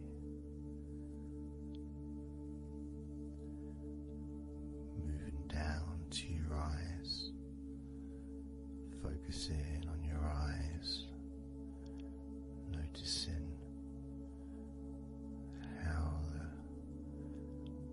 your eyelids feel so heavy, yet so light at the same time, and all the muscles around your eyes relaxing completely. Moving your focus down to your mouth, your lips, your tongue, your teeth and your gums, and the whole of your mouth relaxing, calm and loose. As you focus now on your jaw, not just the part of your jaw near your mouth, your chin, but all the way up the sides of your face to your ears, that whole of your jaw, feeling more relaxed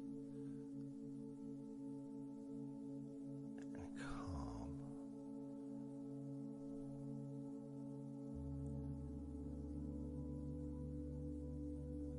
Focusing on your neck,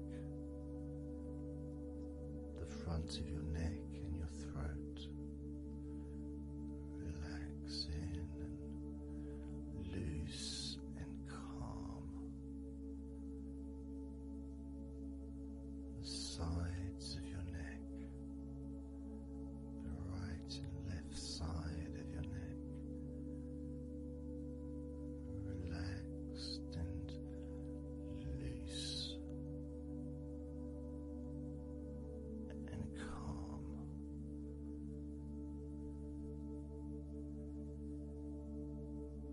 And now the back of your neck, focusing on the back of your neck,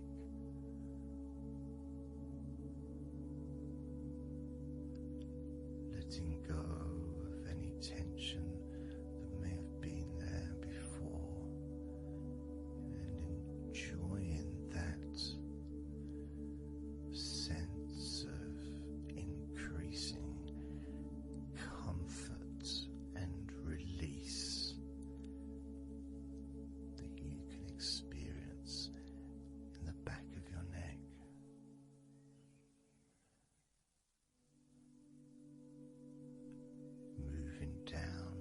back and moving either side of your spine, right from the top of your back all the way down to the bottom of your back.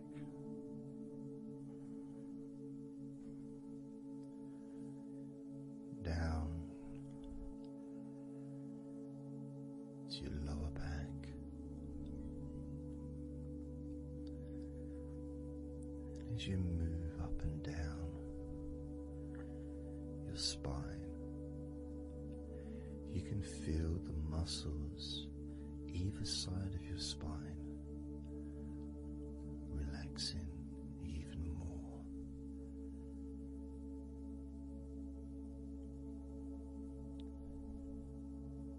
And as those muscles relax, that sense of comfort starts to spread outwards from your spine into both sides of your back, the top of your back, the middle and your lower back. And as you scan gently and slowly up and down your back, as the muscles in the top of your back relax and become looser,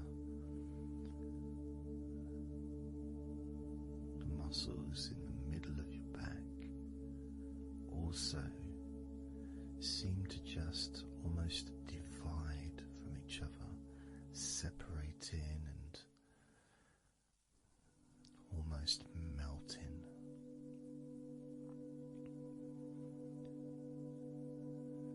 And in your lower back, there seems to be an extra special feeling of comfort.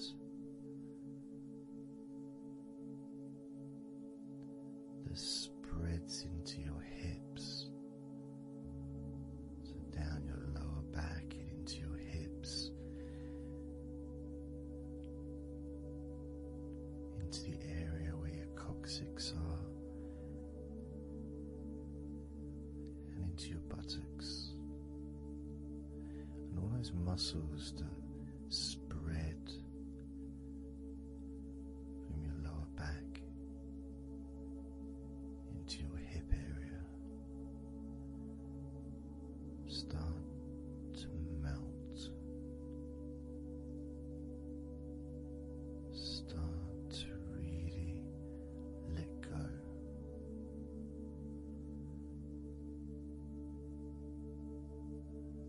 And even though we're about to focus on your shoulders, your back and your spine will continue to let go, continue to relax, so calmly. And as you focus on your shoulders, you may notice that they're already feeling really loose. They're already feeling calm.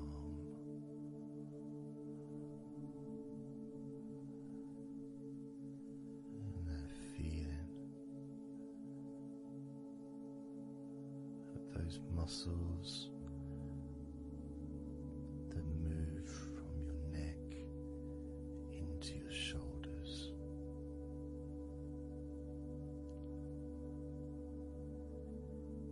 feel so soft and gentle, so smooth,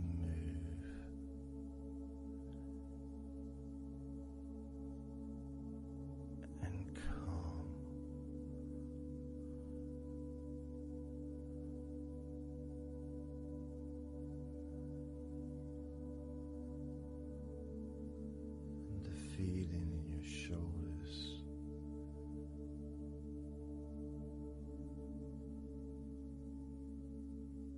seems to spread deep into your shoulders. That sense of relaxation, not just traveling deeply into your muscles, but also relaxing the bones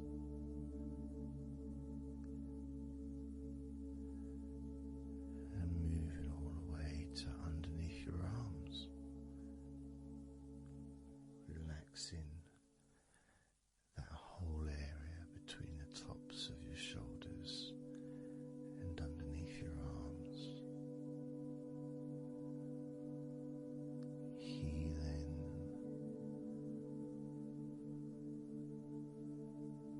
You feel so relaxed and comfortable in your shoulders, which sends that deep healing message into your arms,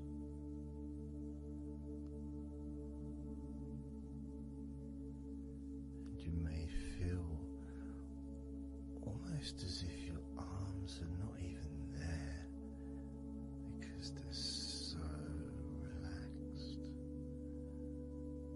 so deeply relaxed.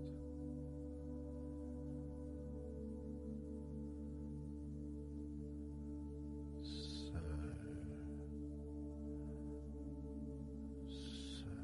calm.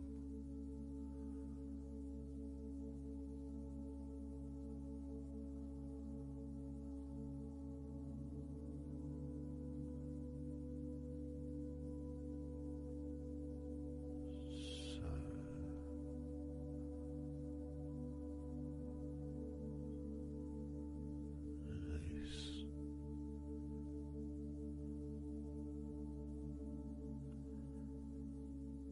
That feeling spreading all the way down your arms to your elbows, including your elbows.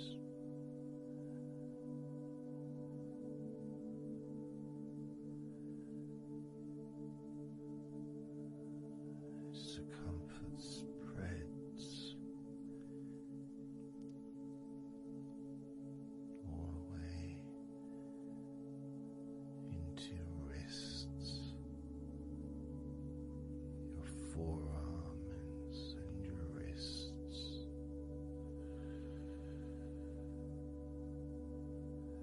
feeling so heavy, yet at the same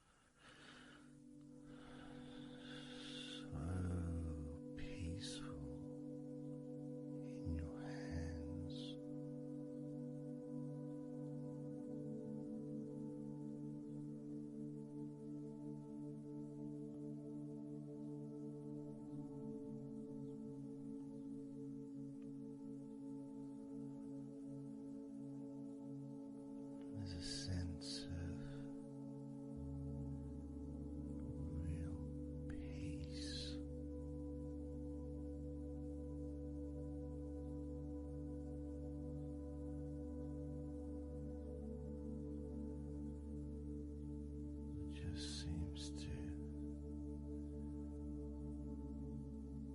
feel so familiar when your hands relax deeply.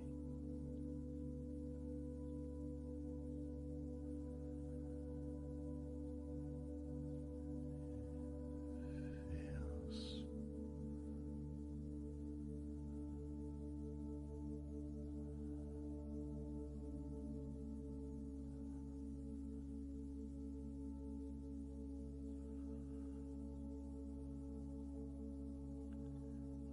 your fingers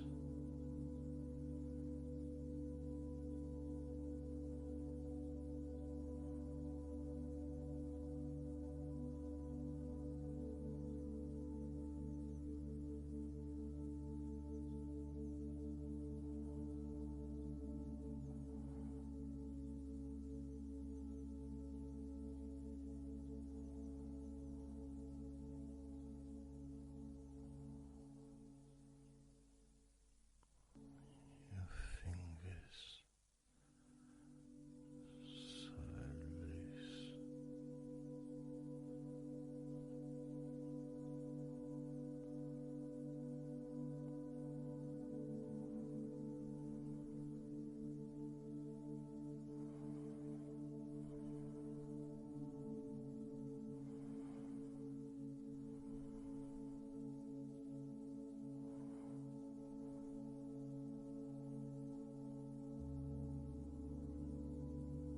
Your fingertips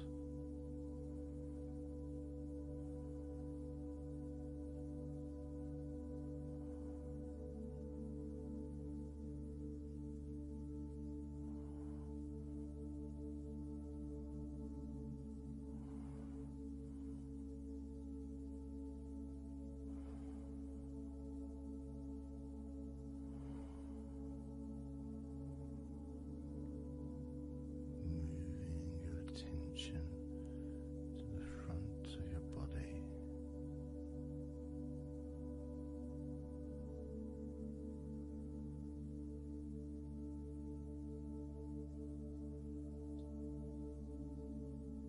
So comfortable.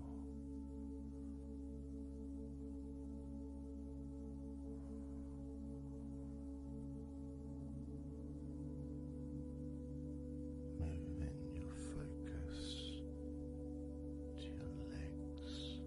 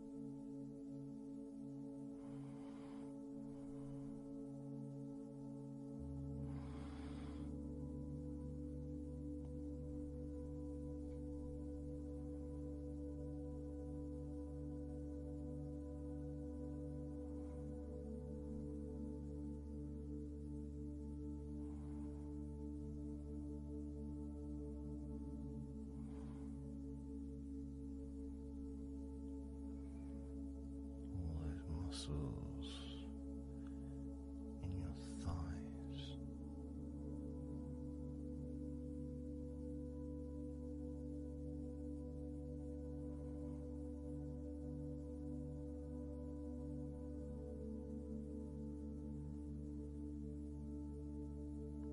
Your knees. So relaxed.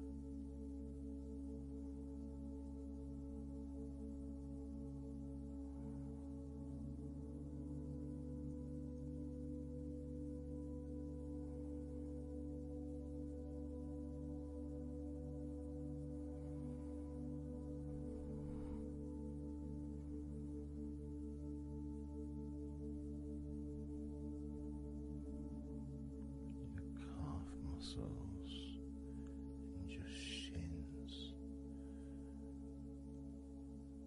completely.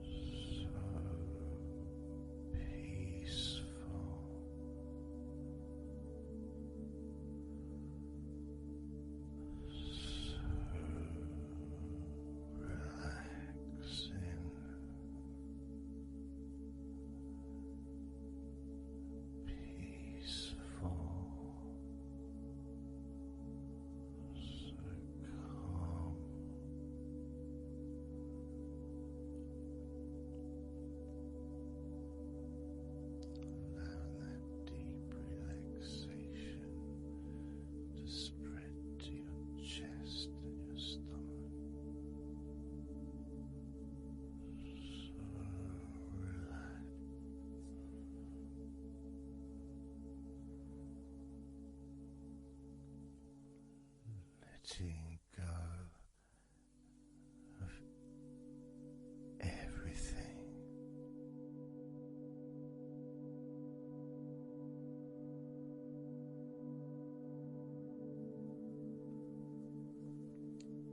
So I'm going to start counting down now from 20 down to 1.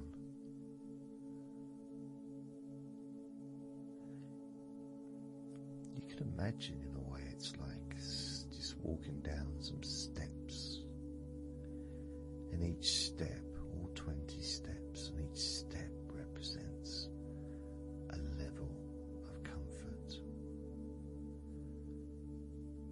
Each step represents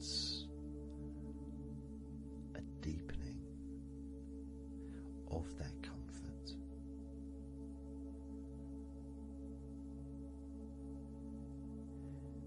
And the further you walk down those steps, the deeper and more relaxed you feel.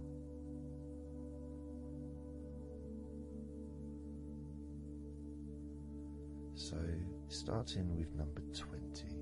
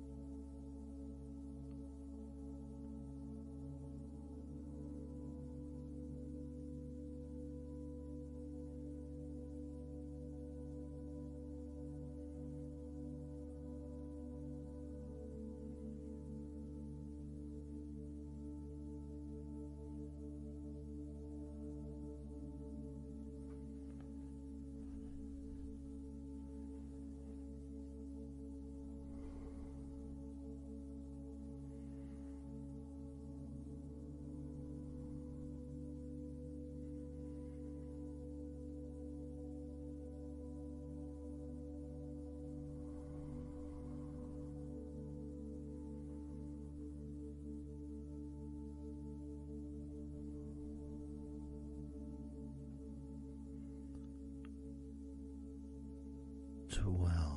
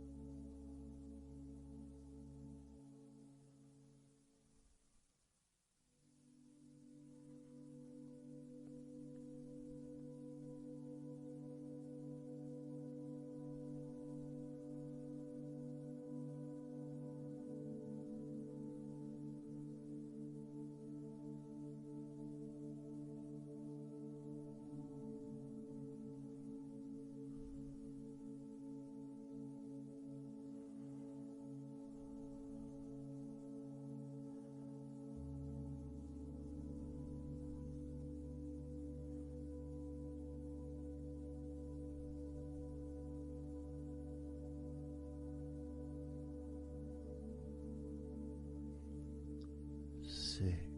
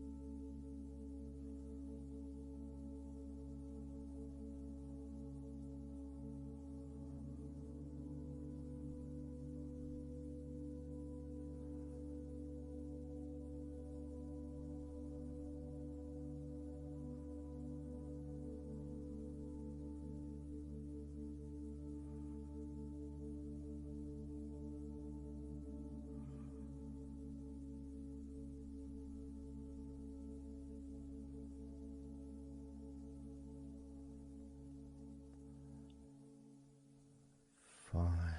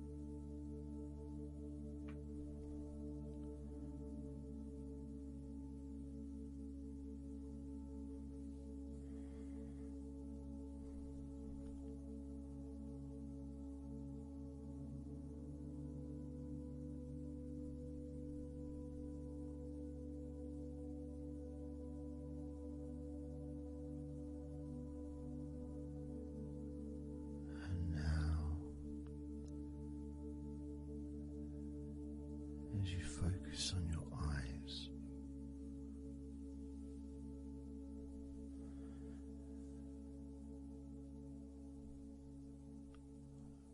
We're going to count down from 10 down to 1.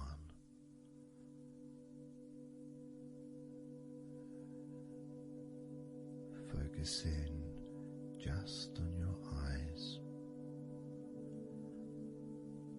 your eyelids, the muscles around your eyes,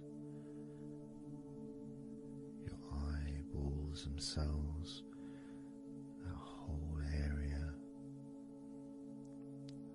that makes up your eye.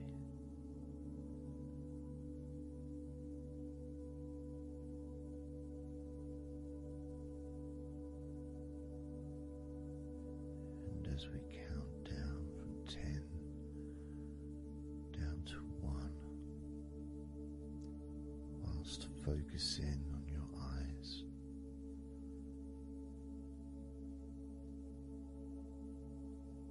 you will become twice as relaxed with each number counting down. And you may find that all you want to do is just drift off to sleep. And if that's what you want, then just allow yourself to do that.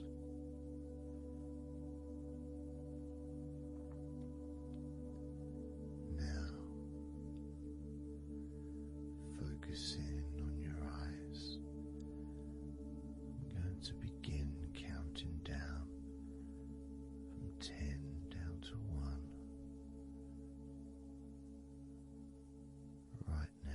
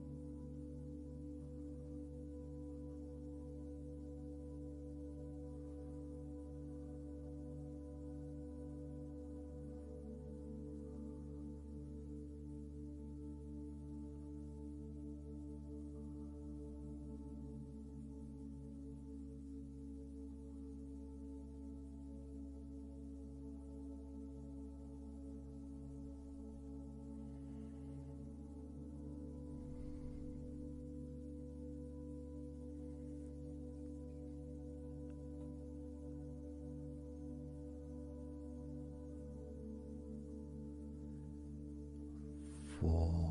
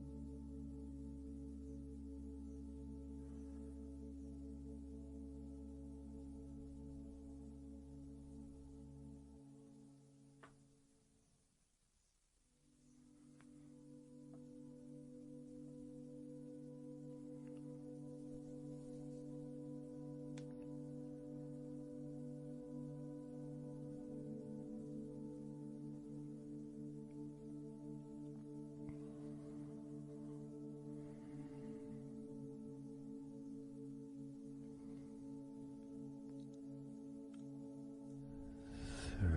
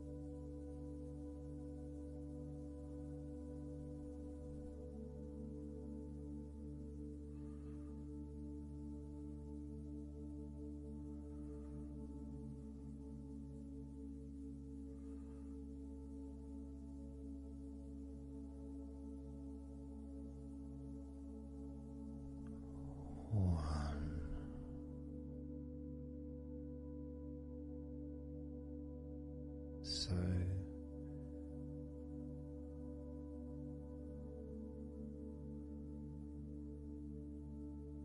counting down from 10 to 1. 10, 9, 8,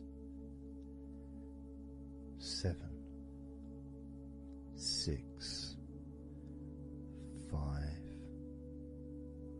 4, 3, 2, 1.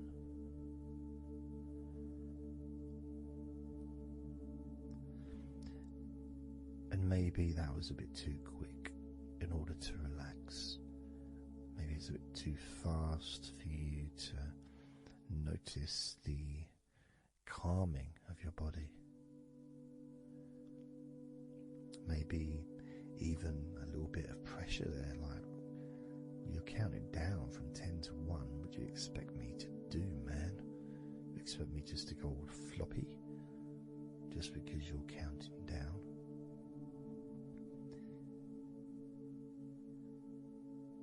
We could try it again, but this time I'll go a bit slower. This time, as you focus on the whole of your body before we focus on your legs, just notice how your body does start to feel more relaxed with every number that I count down. 10,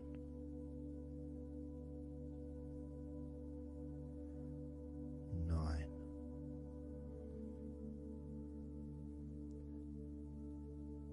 8,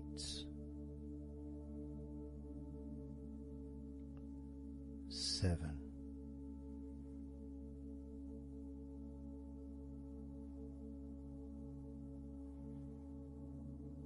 6,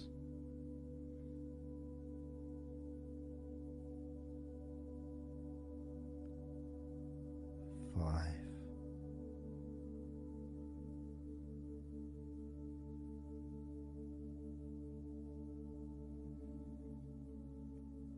4,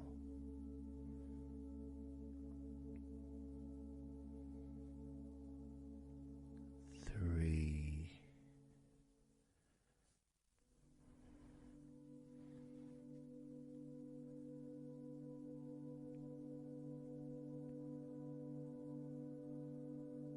2,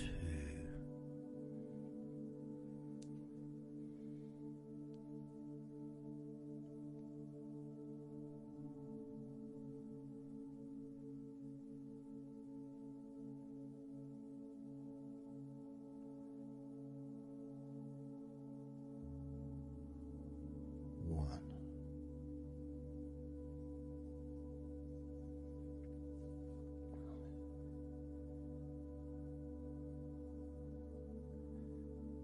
And just notice how you feel generally, how your body feels.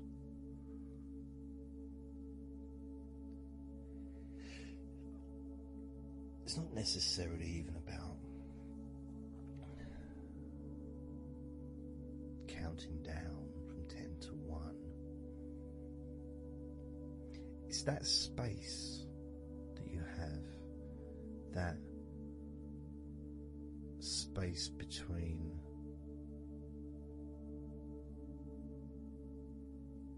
being active physically or mentally to just sitting or lying down, just being there, not doing anything, not saying anything, not needing to think about anything. So it opens up a space, a bit of a space, a gap.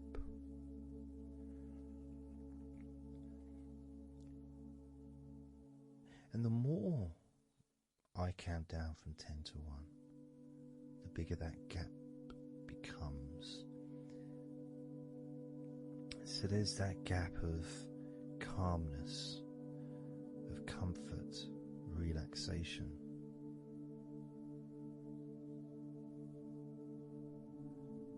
It's a nice feeling.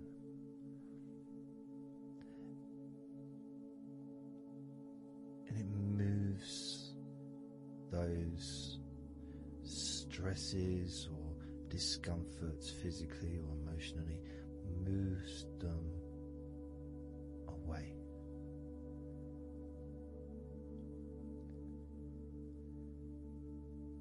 Allows you to just slow down. So I'm going to count again from 10 down to 1 and notice that gap widening as it widens, it's almost like the stress and attention falls into the gap.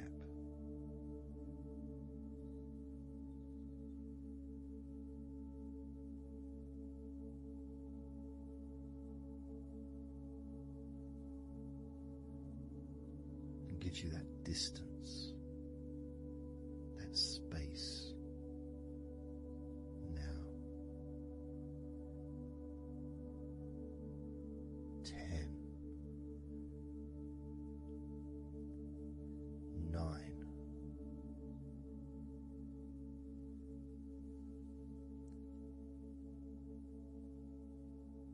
8,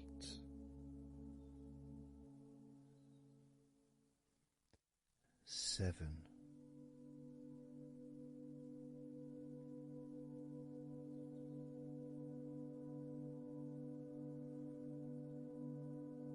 6,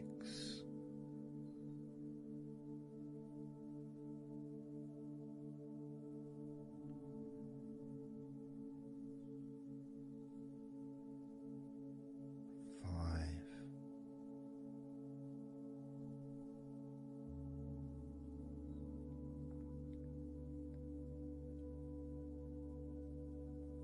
4,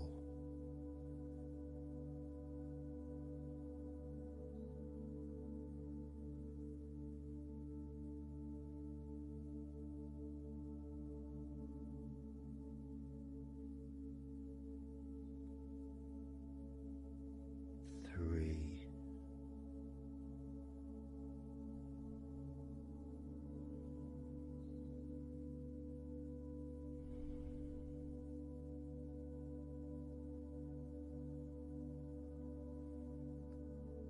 2,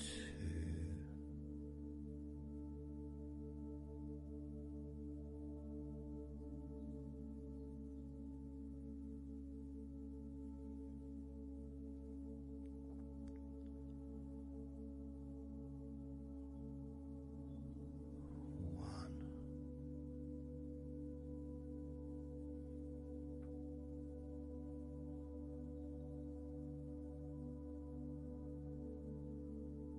And how does your body feel now?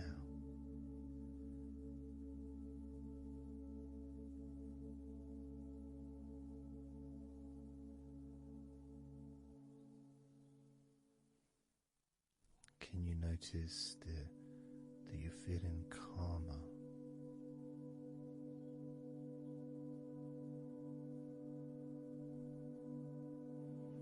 That you're feeling more relaxed?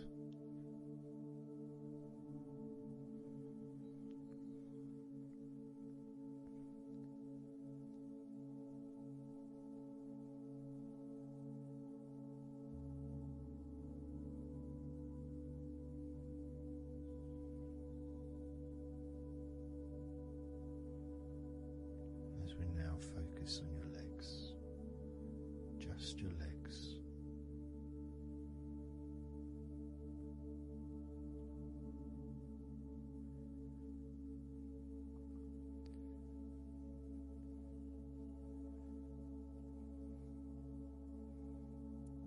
We're just going to start with focusing on your thighs.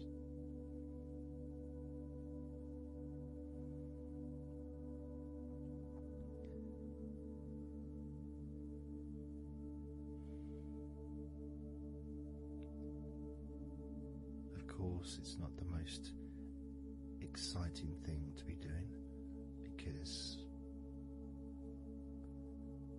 I'm sure, like most of your body, there's not a lot going on right now.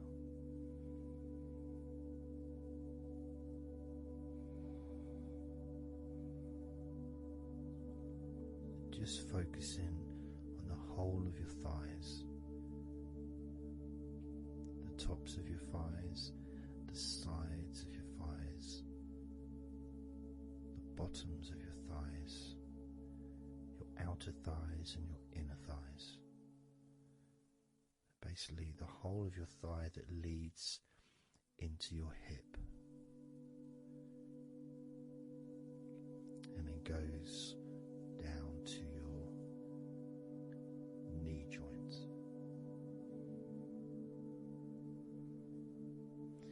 Now this is a big area. It's a very heavy area. It's very strong. Probably the strongest muscles in your body are in your thighs.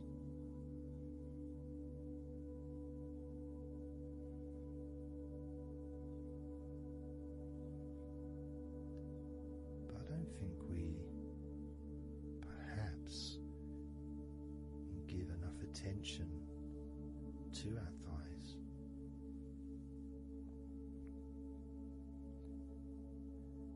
Perhaps we don't acknowledge how important our thighs are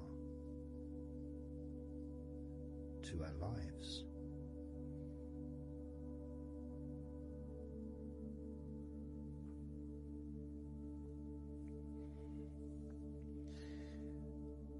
How much they actually do for us all through our lives.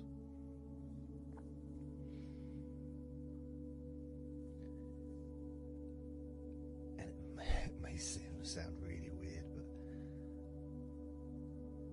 but I think that all of our body parts, especially our thighs, need some TLC. A bit of love shown, a bit of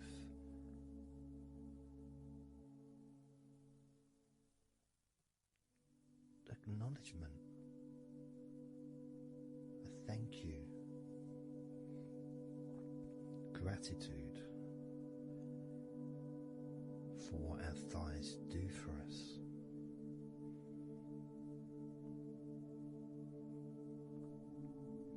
And I know this may sound a bit strange.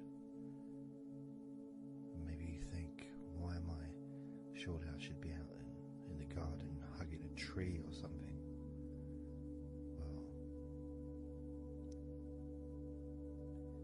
it's hard to set a microphone up on a tree. That's why I'm doing this indoors, otherwise I would be outside hugging a tree. No, I can't see the television from the tree.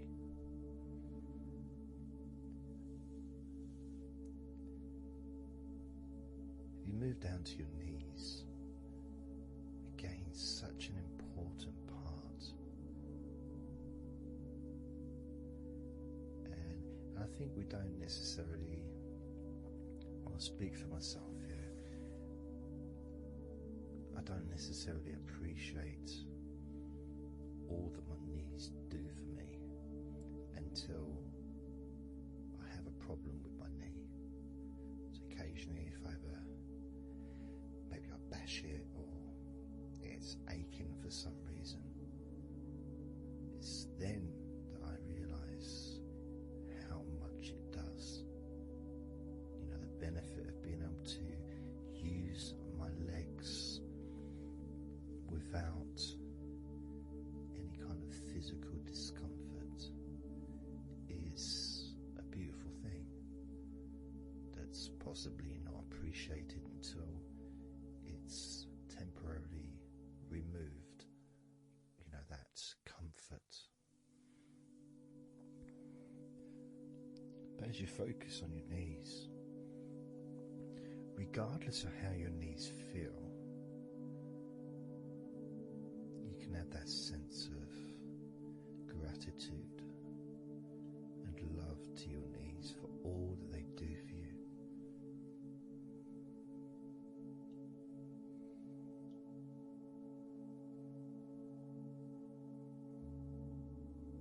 And you can still have that attention on your thighs, and maybe notice how your thighs feel. Maybe you've noticed that they are relaxing more deeply.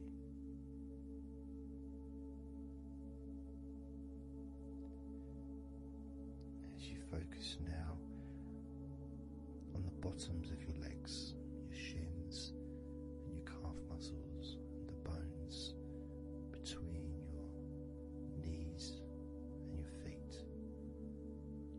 celebrating, of course, your ankles. So important.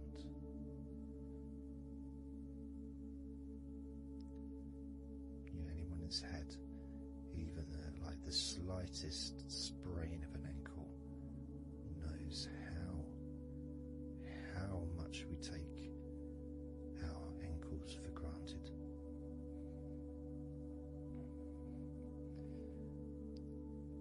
And it's kind of strange in a way when you think that, logically our wrists are a lot thinner than the rest of our arms, which is okay. Can't see any problem with that because we're just picking stuff up. But our ankles are so much thinner than the rest of our legs.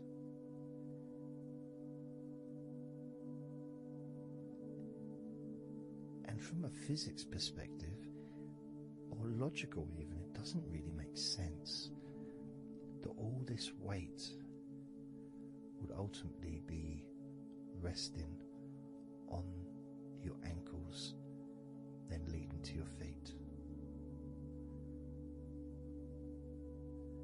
That thin area, thin bone,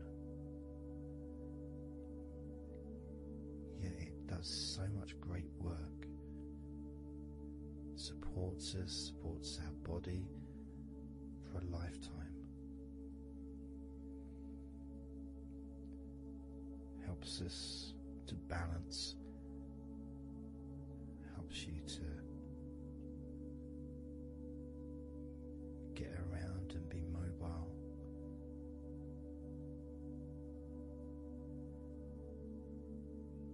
And there's the calf muscles, of course.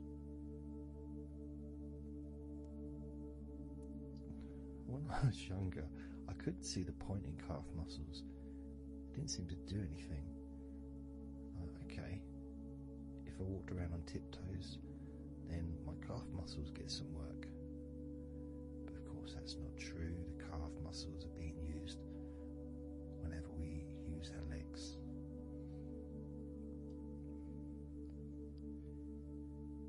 And your shins, there to protect your lower legs, shaped in a way almost as a protector for the bone.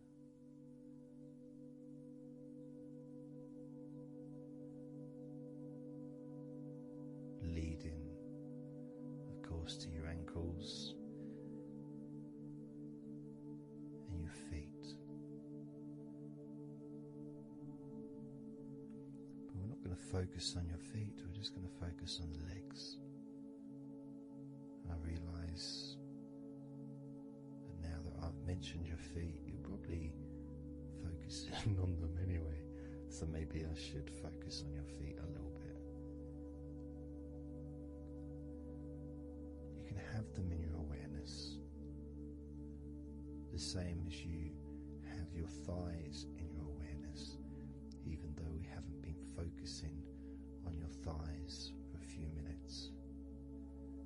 We've been focusing on your ankles.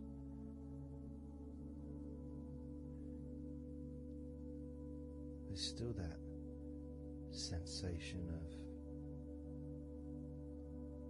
comfort in your thighs. And there's that movement of energy, because the thighs hold lots of different sensations. Of course, there's the muscles, the big, strong muscles that we have in our thighs.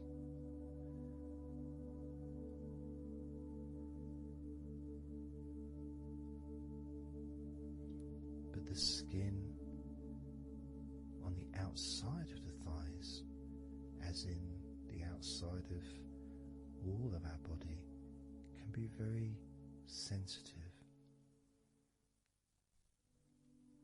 Sensitive to the touch, sensitive to temperature.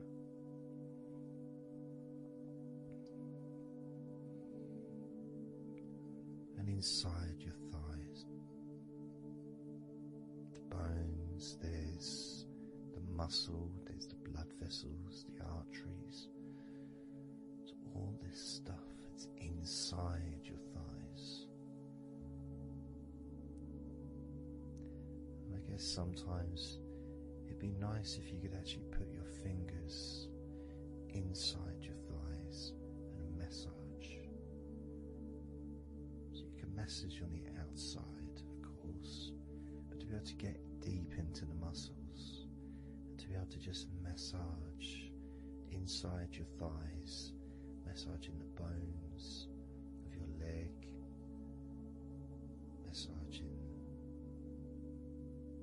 all the veins and just gently healing your thighs.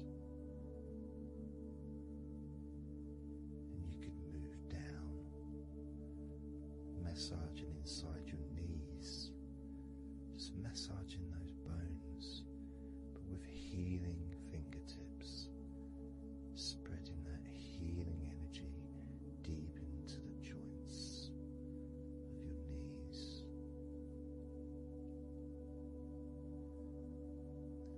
Of course, there's the back of your knee, the inside crease where your knee is. It's a very sensitive area. Feels very nice when you stroke it. That might be because it's an area that's not really touched very often. It's almost like a hidden part, that crease in your legs. It's almost like a part that has a sensitivity which is a little bit different.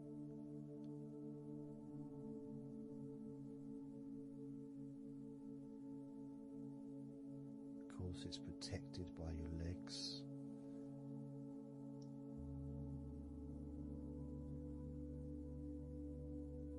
So you can imagine putting your fingers into that crease in your legs.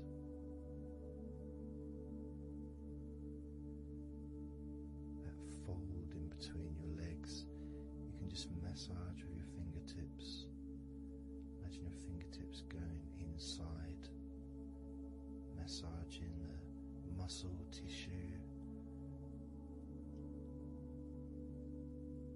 You can of course feel the bones of your knees healing through your fingertips.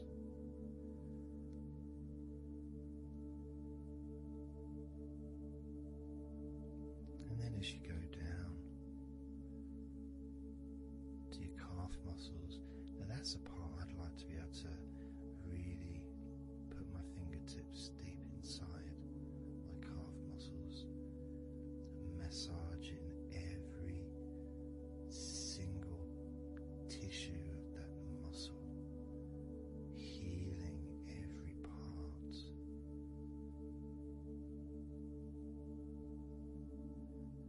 And then doing the same for my shins, massaging and gently stroking the bones, gently stroking them, healing in a loving way, because they deserve to be treated as the precious bones that they are, because our legs are so precious, as in all the other parts of our body. They're more precious than any jewel on the planet.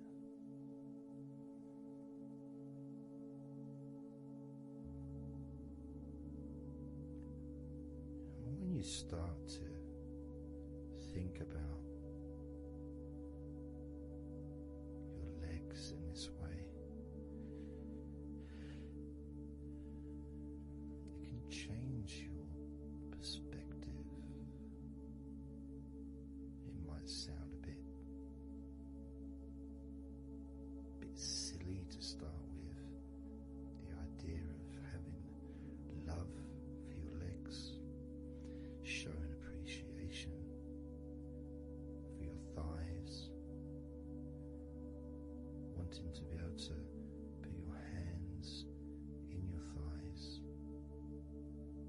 massage the muscles and the bones, and to get your fingers deep in there, releasing all tension, just to show how much you care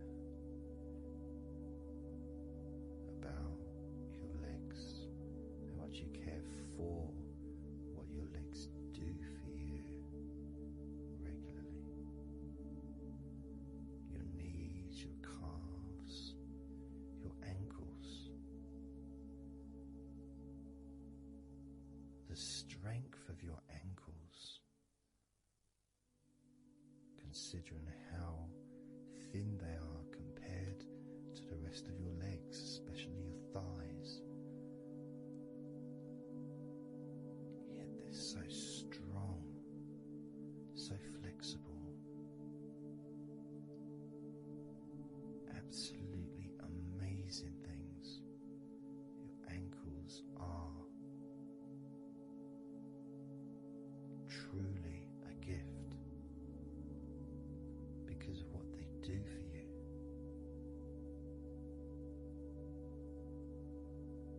Supporting all that weight, regardless of what weight you are, even if you're only 8 stone, it's still a lot of weight for these little ankles. Now I'm a lot heavier than 8 stone, double that. Yet my ankles support my body all the time. Although they do give off a sigh of relief when I sit down. In fact, my whole legs do. My feet also go whew. My toes clap. They're so happy.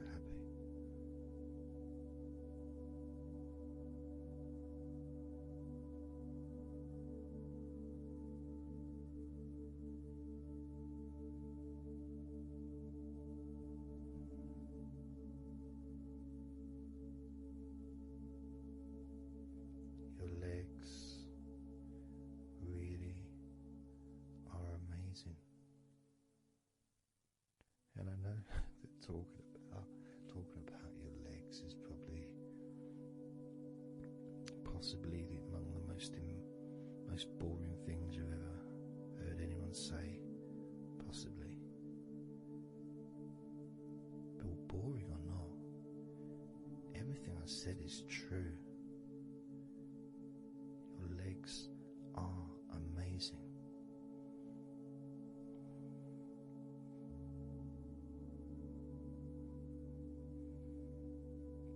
Your legs deserve not just respect,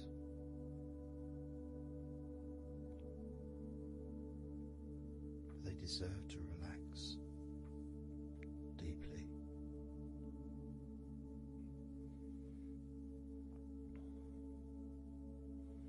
They deserve to take some time out of the day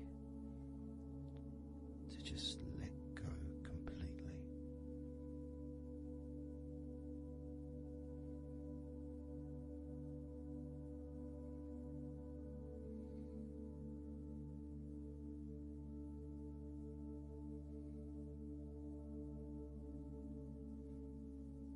Your legs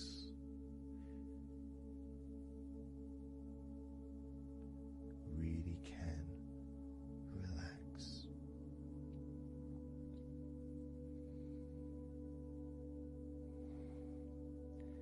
And because the legs are such a very important part of your body, when you relax your legs, the rest of your body also naturally follows in that journey of comfort.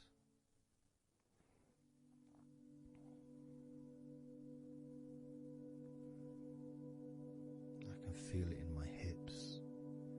My hips feel really loose. also my lower back as well.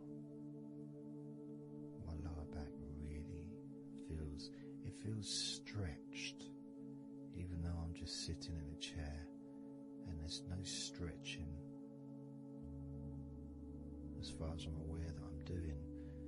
But it's almost as if the muscles are just relaxed so much that there is a natural stretch as the tension has reduced a lot.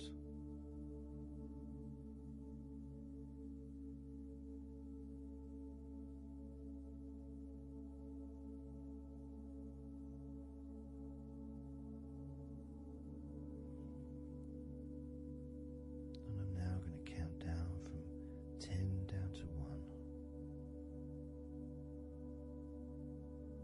And you can continue to feel wonderfully relaxed. 10, 9, 8, 7, 6, 5, 4, 3, 2, 1.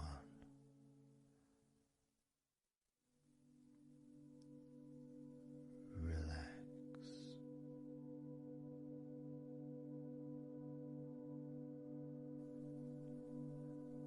So I'm just going to count down from 5 down to 1. And as I count down, if you just focus on the numbers, just the numbers, counting down, and notice how you feel in this moment as you hear the numbers counting down, knowing that those numbers counting down represent you feeling calmer, not just in your body but also relaxing your mind. And just notice how you feel. There's nothing to do, there's nothing to say, there's nothing to think about. Starting with number 5.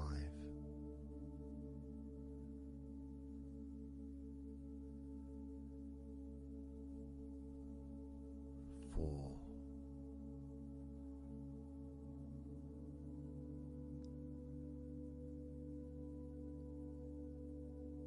3.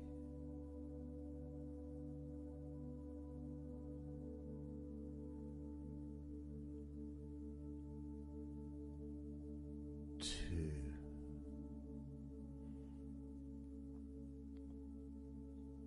1.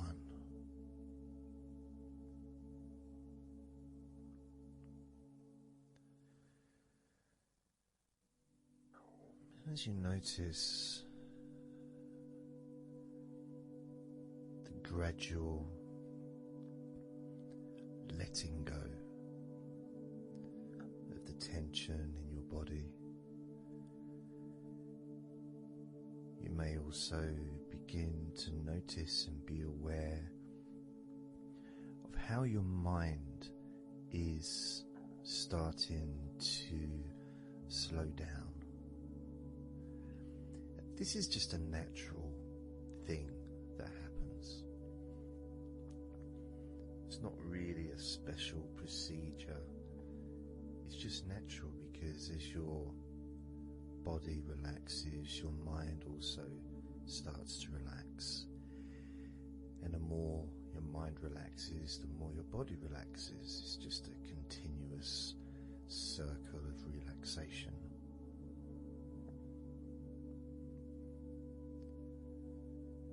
And there's that calmness that comes from relative quietness Even if there's background sounds, either your side or mine, it's still going to be quite calm. You haven't got the television on, there's no music in the background unless you're listening to the recording with music, of course. You're very likely not going to be sitting in a room with other people. Of course you might be, but generally it's more ideal if you can do this on your own. So no distractions.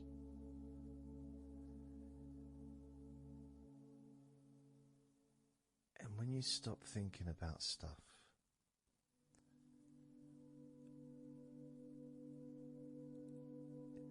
relaxation automatically rises. A sense of comfort starts to grow.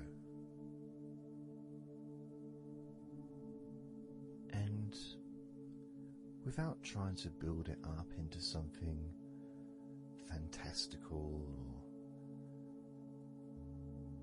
or something magical, this is just a natural process, something that's easy to accomplish. In fact, it's almost, the sense of relaxing completely happens really when you put no effort into it. It's not something that you can really force. It's something that happens naturally, and part of the process of this recording and others is simply to allow you to take advantage of this space, this time, to just let go, to just be here, to be in tune with how you feel.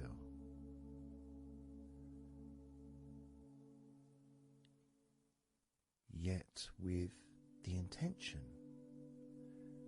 of wanting to relax deeply, and maybe even to fall asleep, depending on what it is that you wish for yourself in this moment.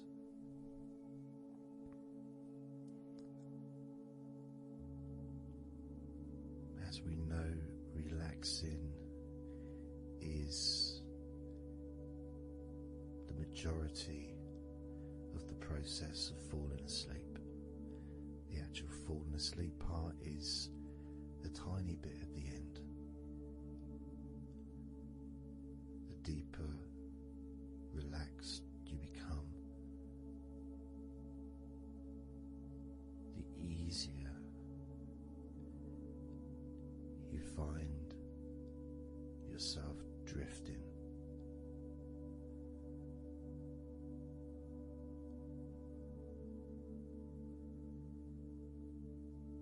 But you can also, if you choose, stay focused on my voice and really enjoy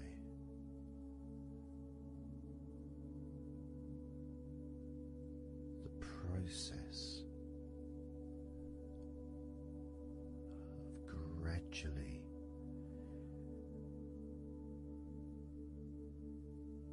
relaxing each muscle in your body, effortlessly.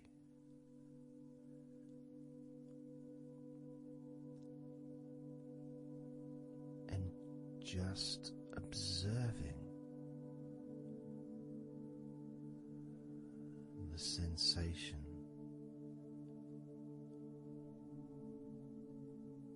of letting go.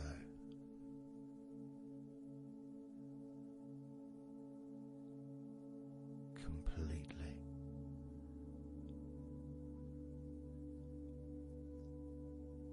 This time I'm going to count from 6 down to 1. And you can notice your mind calming down more with each number that you hear me say. Naturally feeling calm and slow and peaceful.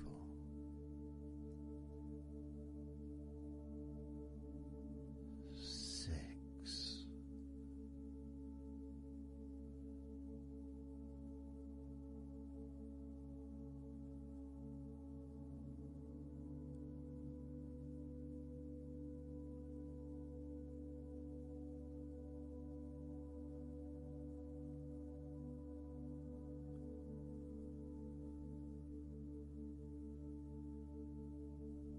5.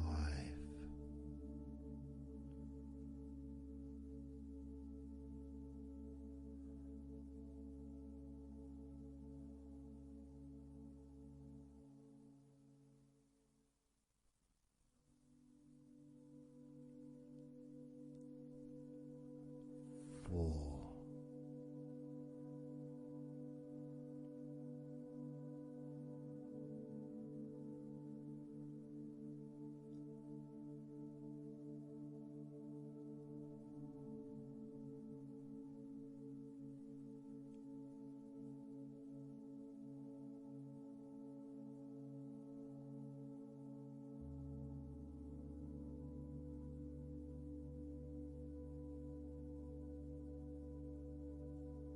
3.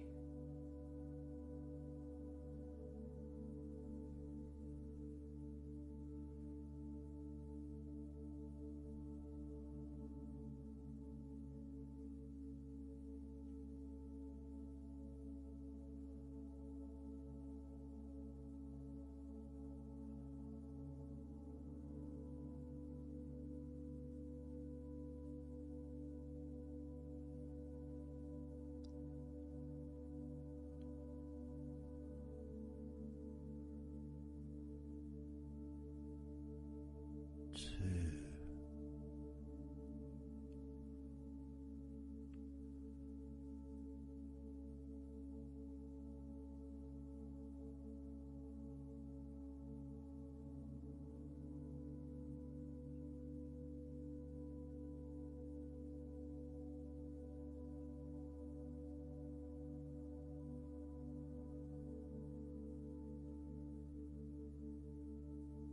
1.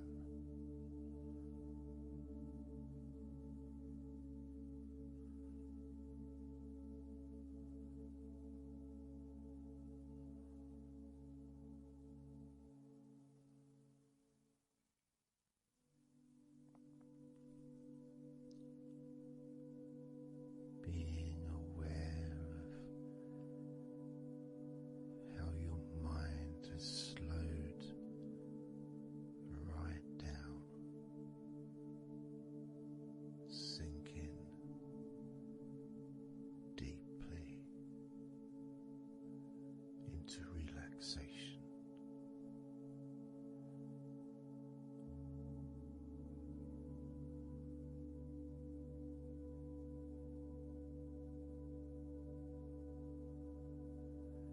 And as you focus on your mind, you may notice that there are some thoughts still there, maybe some stubborn thoughts that for some reason perhaps need your attention,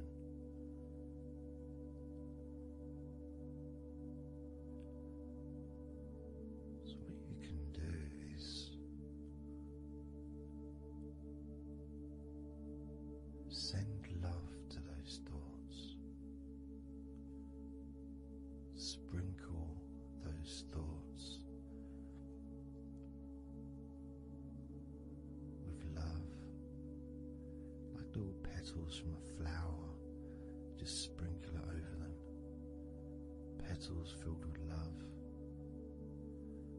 towards those thoughts, to let those thoughts know that you're not abandoning them, you just need them, you require them to just calm down, slow down, quiet down for now.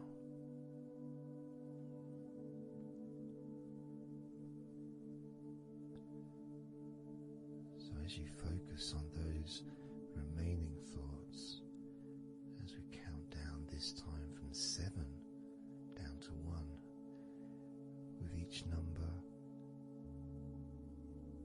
just imagine sprinkling those flower petals of love, kindness, gratitude over those thoughts, which will allow them to just melt away and relax deeply with every number.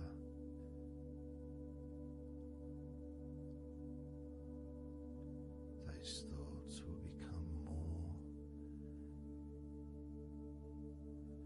and more relaxed.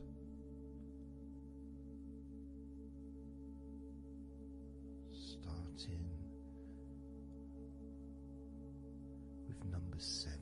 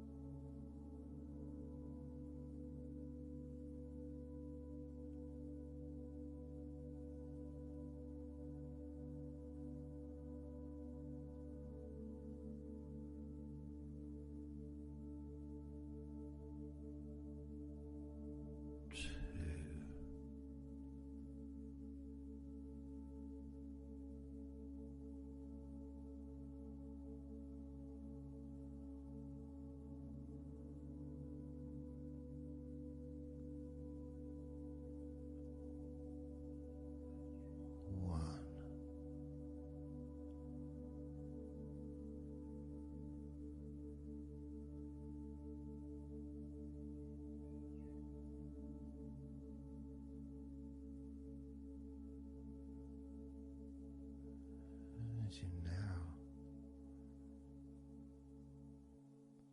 notice how relaxed you're feeling in your body,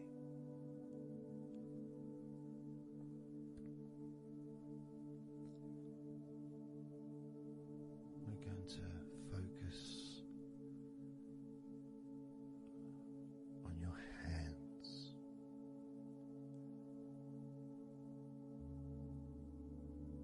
Because the more relaxed your hands are, the more relaxed your body and mind are.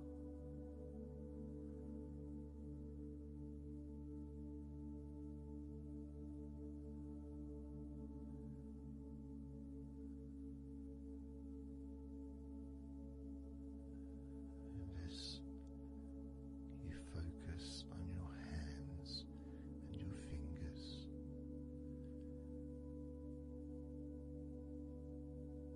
there's nothing needed to be done. There's no clenching of fists or tensing the fingers or anything like that.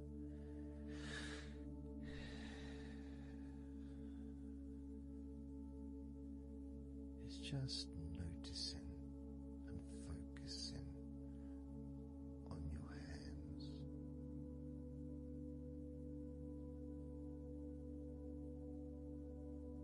Noticing how they feel.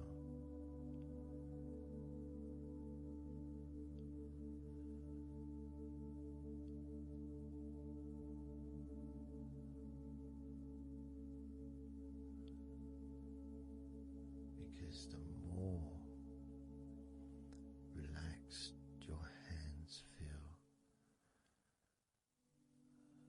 the calmer your mind feels, and the more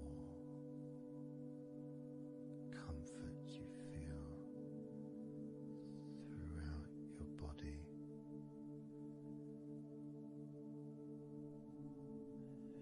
And you may have already noticed that your mind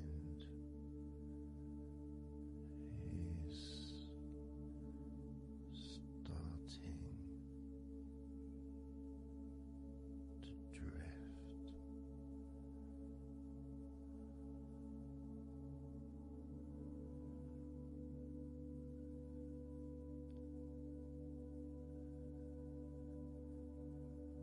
Focusing just on your hands and fingers, allowing them to experience a real deepening of that relaxation in your hands and fingers.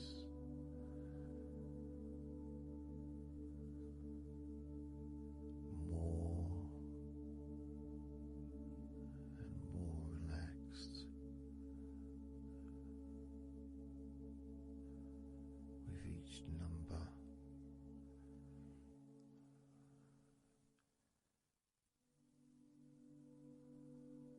From 8 down to 1.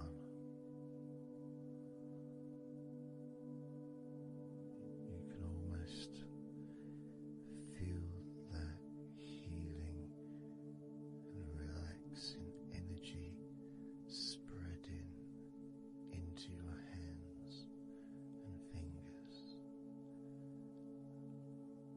becoming even more relaxing with each number you hear,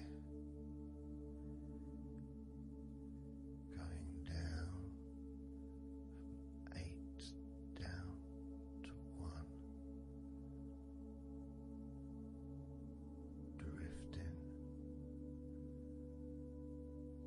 drifting again,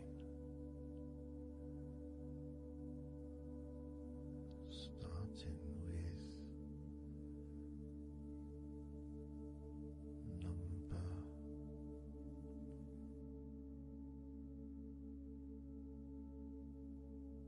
8.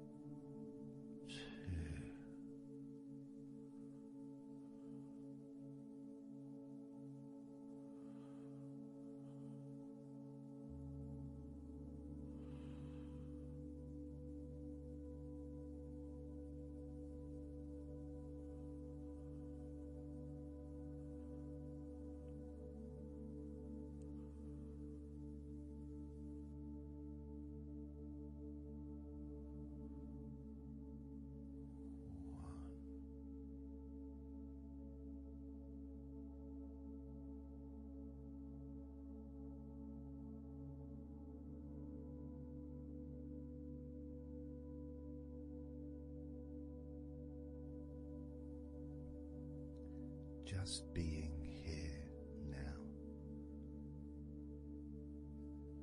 Nothing to think about, nothing to do, nothing to say. And everything just feels calmer. And this is your natural state of being. This is how you just normally feel when you take away all of that other stuff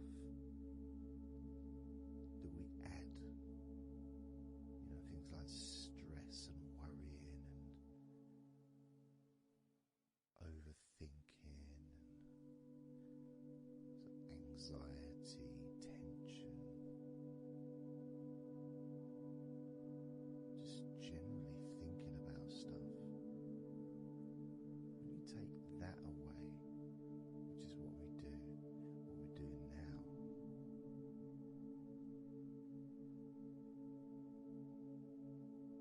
you're left with a real sense of peacefulness, which comes to you very quickly. Because ultimately it's just a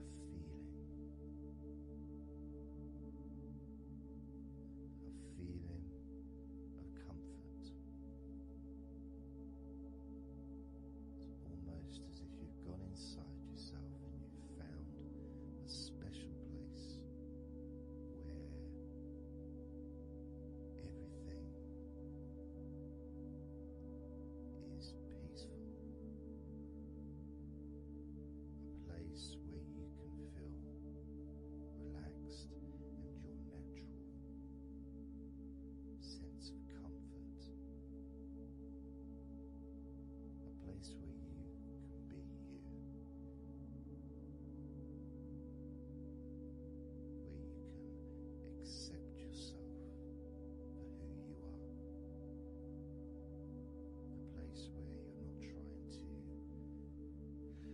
please anybody else ever. A place where you can actually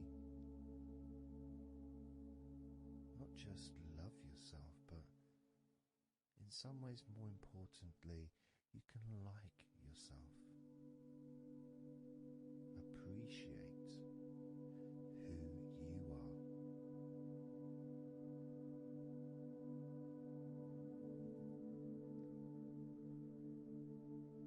That sense of gratitude is in the air all around you.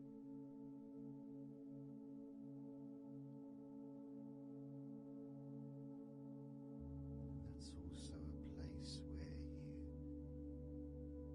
can actually feel the healing energy soaking into your body.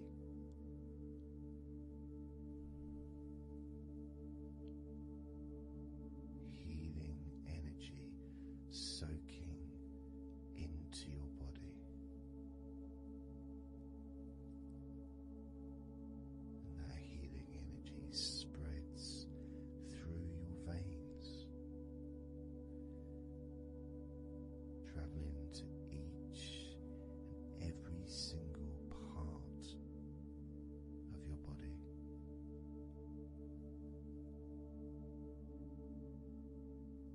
And you start to realize that actually that healing energy has not just entered into your brain,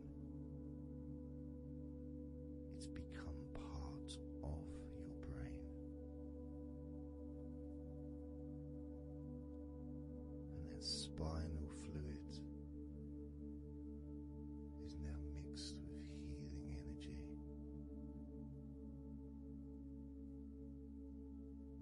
Not just allowing you to feel so much more relaxed and healthy in this moment,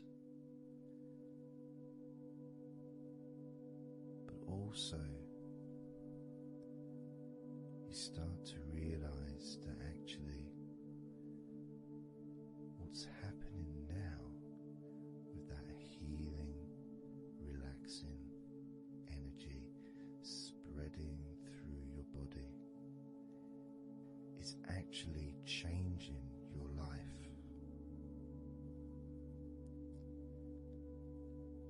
It's actually changing the way you're going to feel, not just now, but tomorrow and the next day, as your health improves.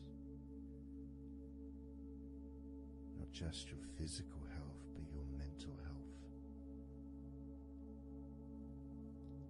Things that used to bother you in the past, for some reason, no longer have the effect that they used to, because something has changed deep within you. Maybe things that used to cause you to feel anger no longer have that power to control you the way they seemed to be able to before. As you realize that you're the one who decides what affects you. You're the one who decides to feel relaxed and calm when you choose to enjoy noticing these natural developments of healing continuing to grow and improve your life day by day.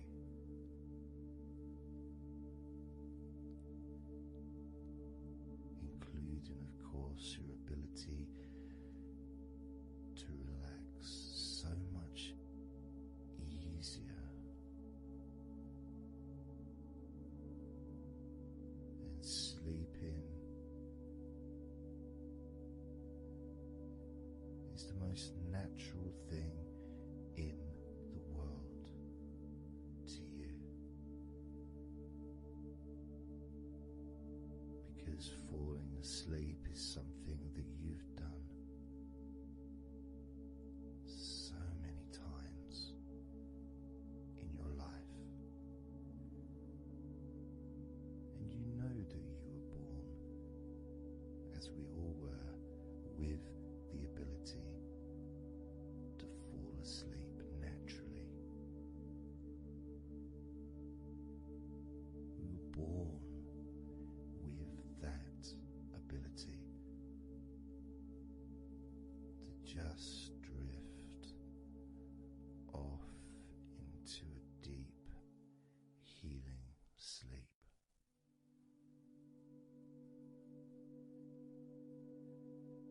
Even when we're kids, sometimes we'll fall asleep when we don't even want to. We try to stay awake. Maybe it's a birthday in the morning, or it's Christmas or holiday or something we look forward to. We don't want to go to sleep. But the more we want to stay awake, the more we just start to drift. And the more you fight drifting, the more you try to stop yourself from drifting asleep,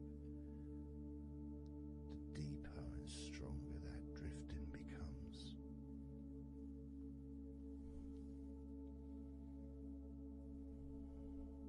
Because we're born not just with the need to relax deeply and to naturally fall asleep, It's our birthright. It's part of our DNA.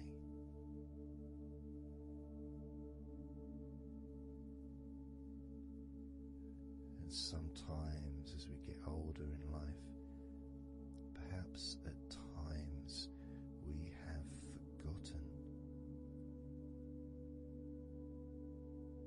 that relaxing completely is not only a wonderfully pleasant experience,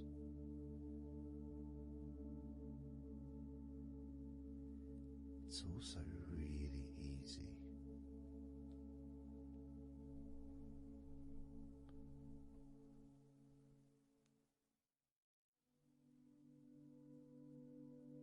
It's very, very easy to let go, because that's all it is. It's just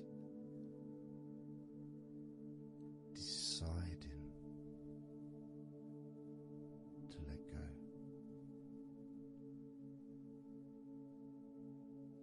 And when you press the play button on my recordings, you have given permission for my voice to relax you.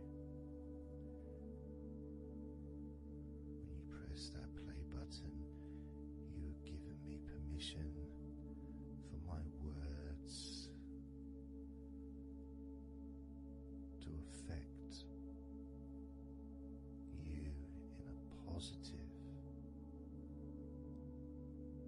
only a positive way, opening up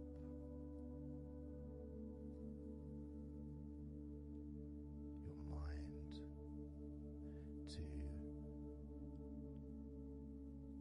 useful and healing suggestions that can have such an amazing effect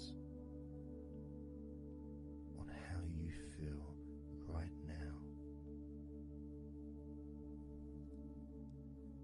as well as those changes that continue long after the recording ends, those changes within you that continue to flourish and grow, transforming your life in a positive, beautiful way, allowing you to move forward in your life in the direction that you choose for yourself.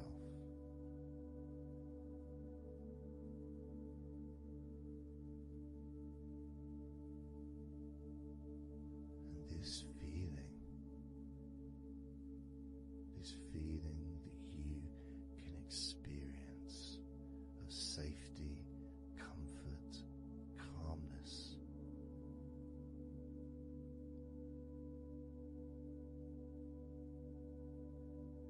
just feels so nice.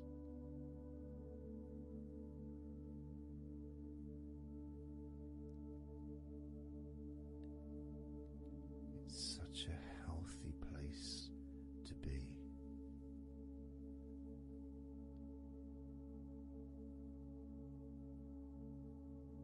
And that positivity grows within you.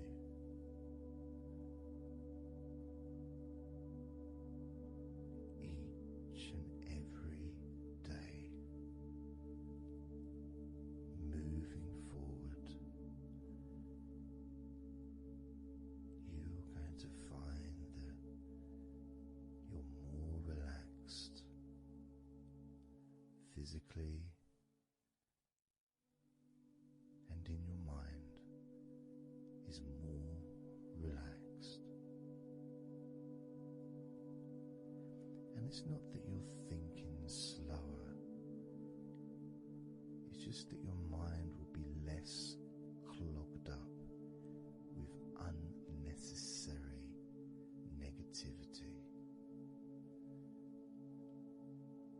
Because from now on, your mind rejects negativity. From now on, you're going to start noticing when negativity arises, and you can just say stop. Stop. And that negativity will turn around and leave you alone.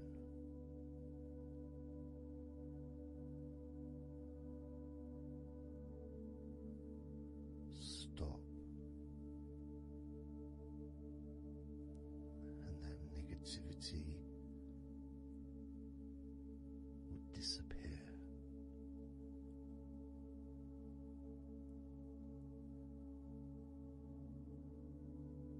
And as you notice that you feel way more relaxed than you probably expected,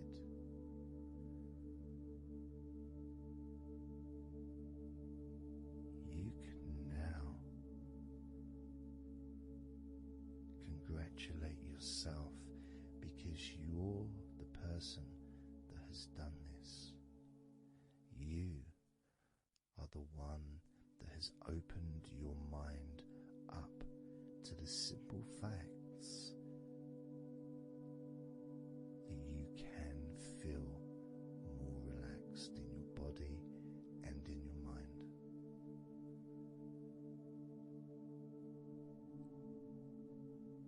You've opened your mind up to the birthright of being able to just fall asleep easily when you choose.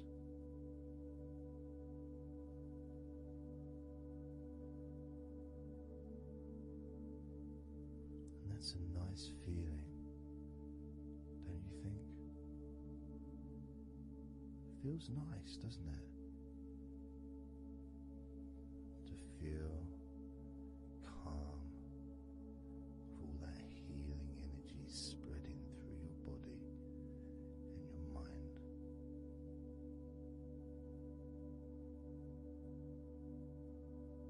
To spend time in that special place where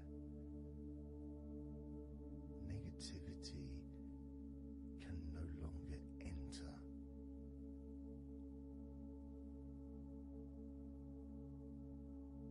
Negativity is banned, it's barred, it's not allowed entry. It doesn't deserve to be here, doesn't belong here. Negativity has no place in your life.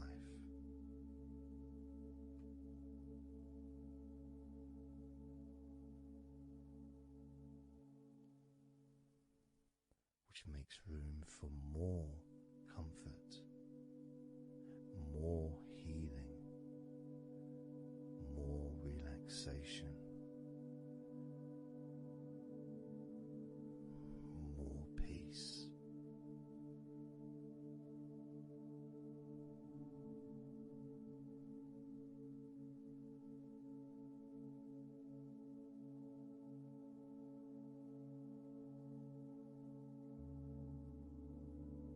Feels nice, doesn't it? To just let go of everything.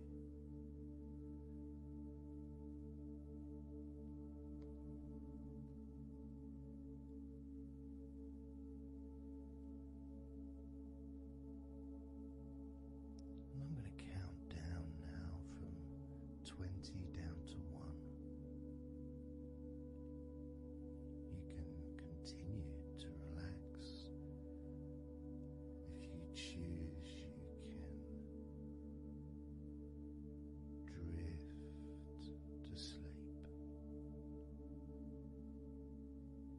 every number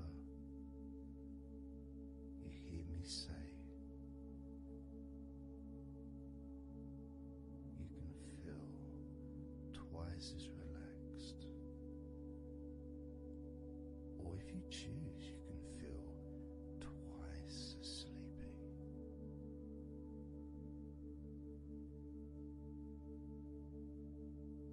Now,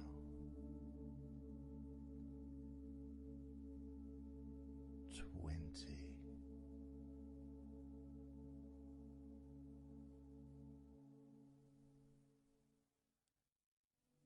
19.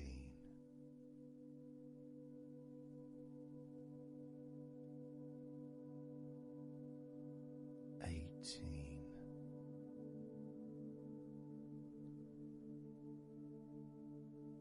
17.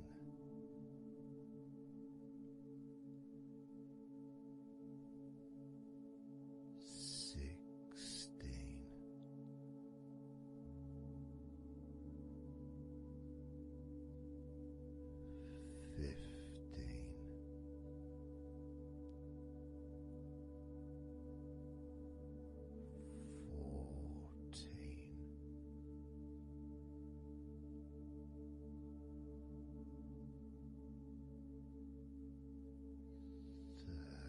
13.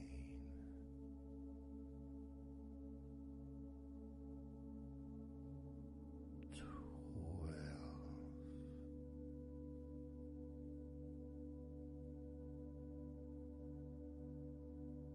11.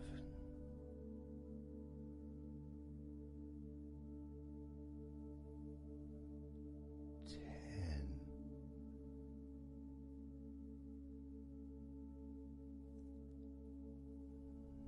9.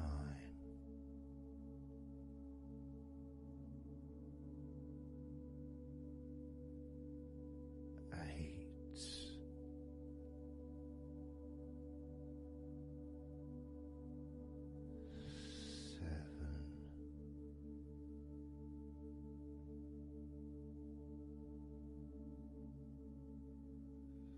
6.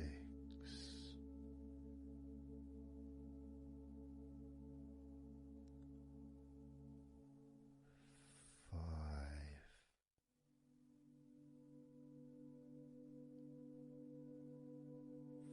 4.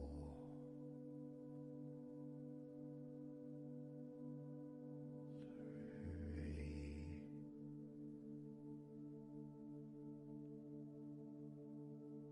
2.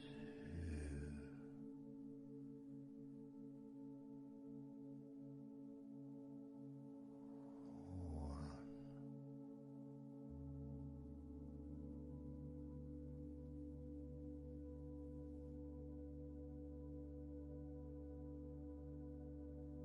This is your time to just take a break. Your time to relax, to allow your mind to slow down.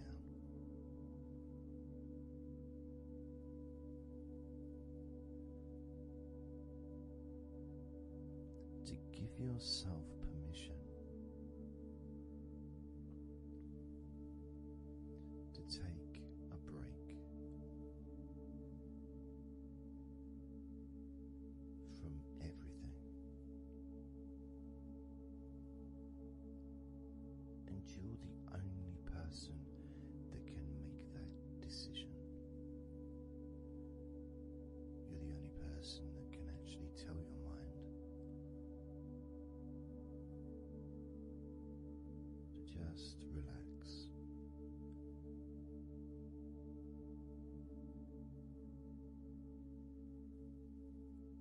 To just take some time off.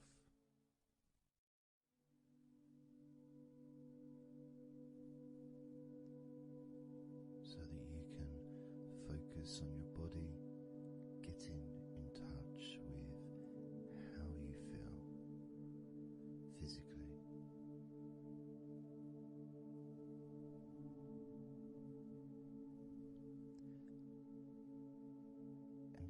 process of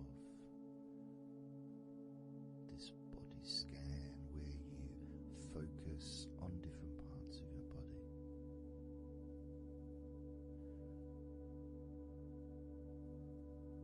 Those parts that you focus on and observe,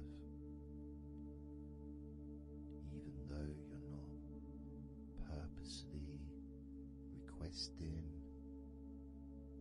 for those parts of your body to relax, it's kind of expected. You expect, when you listen to my voice, to feel more relaxed naturally.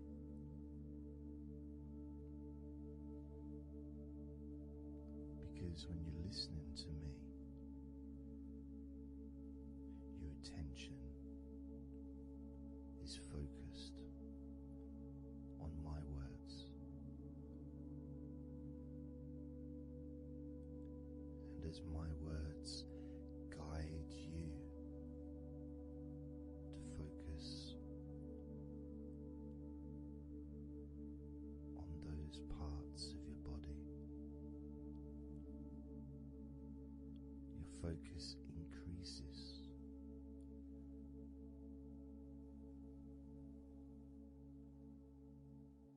Which actually calms your mind.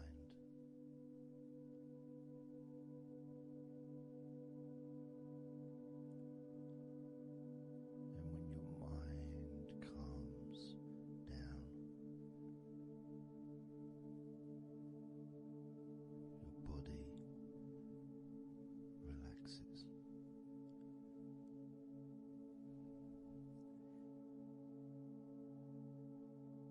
And when your body calms down,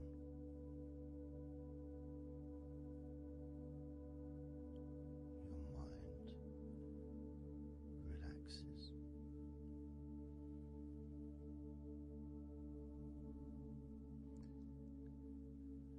And even though we've not really started to focus on your body, you can already feel that healing energy spreading through your body, pushing out stress and tension, healing all the parts of your body, including your skin, your bones, your blood, all of your organs inside your body, all of the muscles, all of the fat, all of everything. Every hair on your body is filled with that healing energy.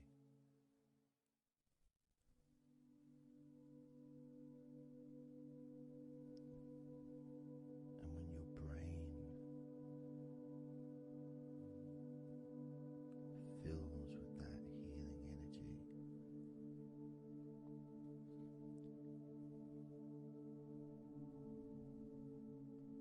the feeling of comfort and relaxation increases.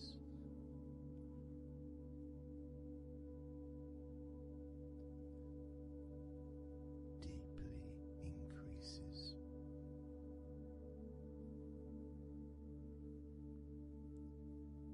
In a way that your mind starts to feel perhaps a bit drowsy,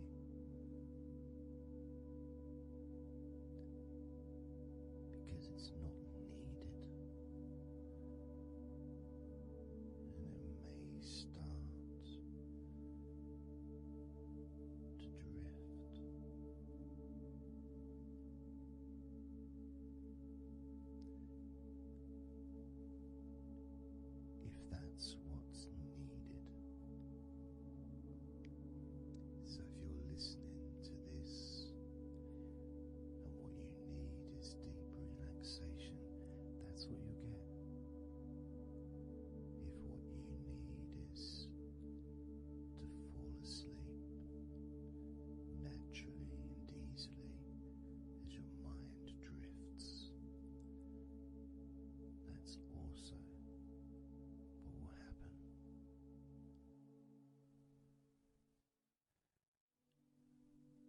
fingers by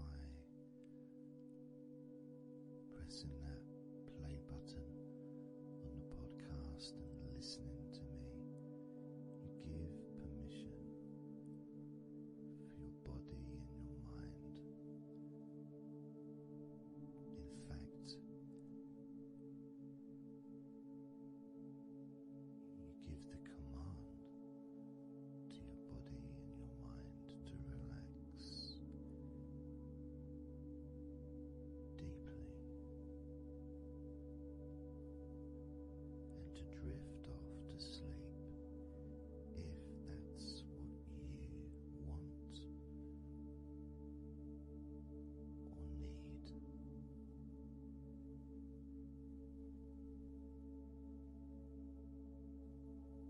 And as I focus on the different parts of your body, you may start to just drift, and then you come back again and you hear me talking and I'm focusing on a different part of your body. You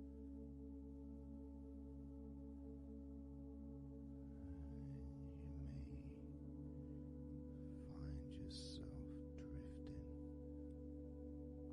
but you don't realize you're drifting until you stop drifting and you alert again to my voice, focusing on a different part of your body starts to relax even deeper,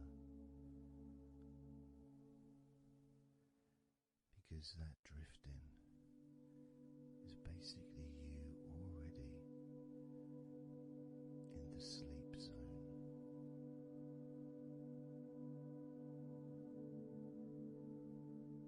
And the more you drift, the longer you drift, and the longer you drift, eventually that drifting continues into sleep.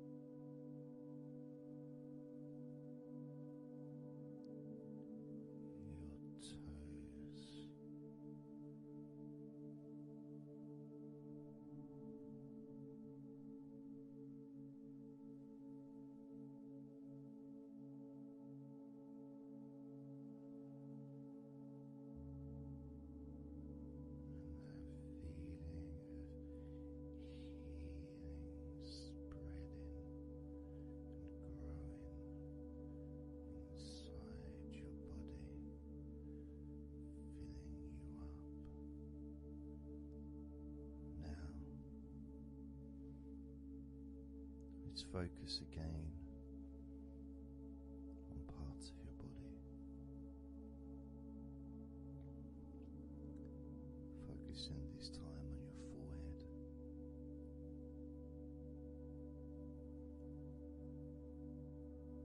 now on your mouth, your lips, your tongue,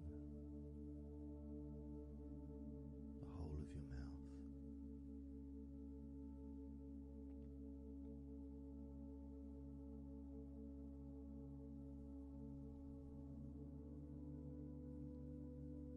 Focusing on your fingers,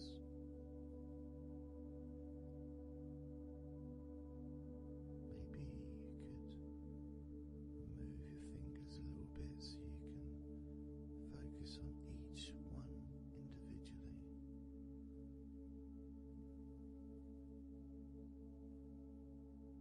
Both hands. And even though as you focus on both of your hands now, they almost seem to just melt into one.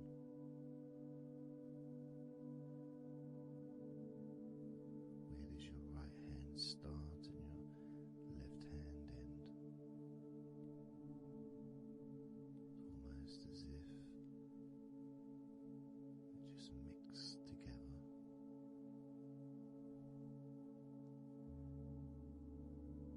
Focusing on your knees,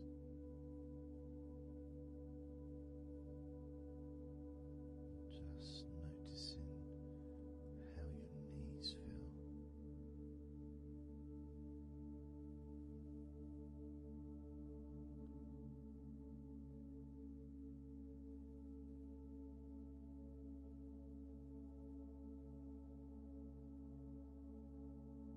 Now focusing on your elbows. Focusing on both of your elbows.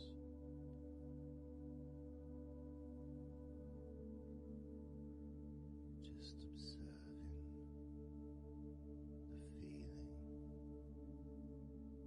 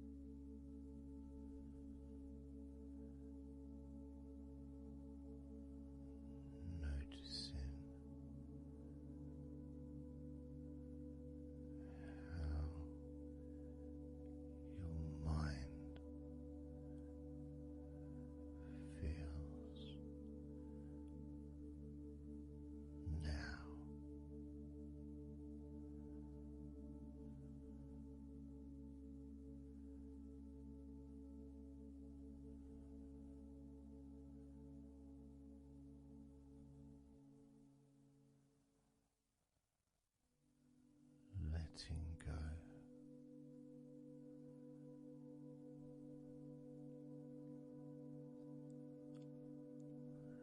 Letting go.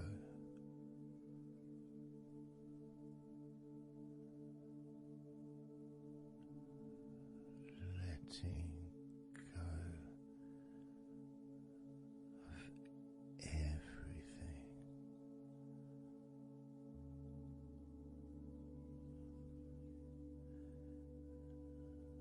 Letting go.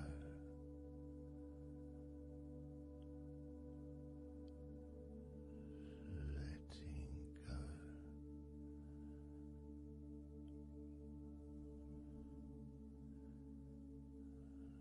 Letting go of everything.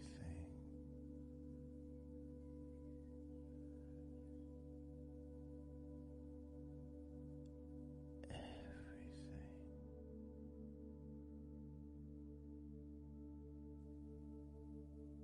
I'm going to start now, and I'd like you just first of all just to see yourself lying down on that massage table, lying on your front, your head is supported, your arms are supported, and you feel comfortable, and breathing is really easy, and you feel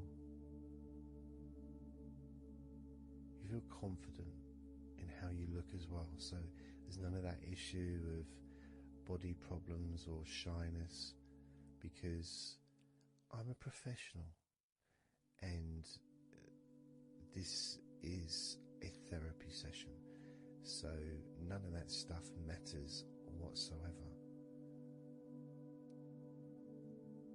This is about you. This is about how you feel and how you can enjoy that sense of comfort and relaxation that comes from letting go and allowing my hands and my fingers to relax you by massaging your body.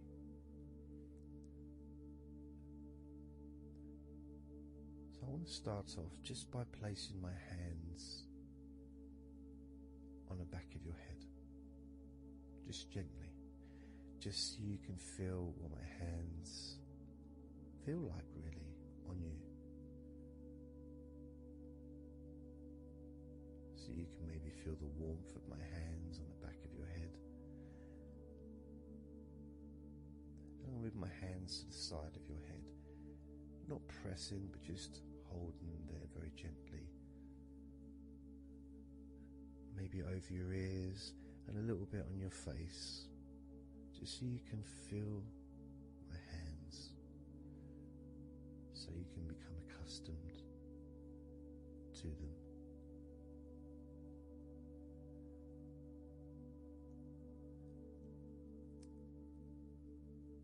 And now put my hands on the back of your head again and gently let them slide down onto the back of your neck.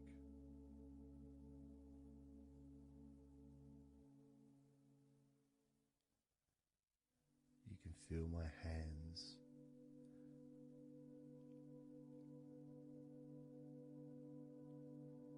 gently stroking the back of your neck to start with, just so you can get used to the feeling of my hands on your skin, get accustomed to it, realize that you're safe and it's all good, it's all fine.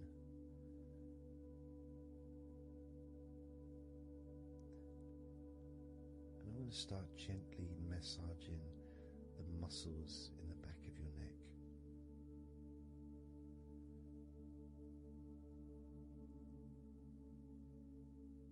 With both hands.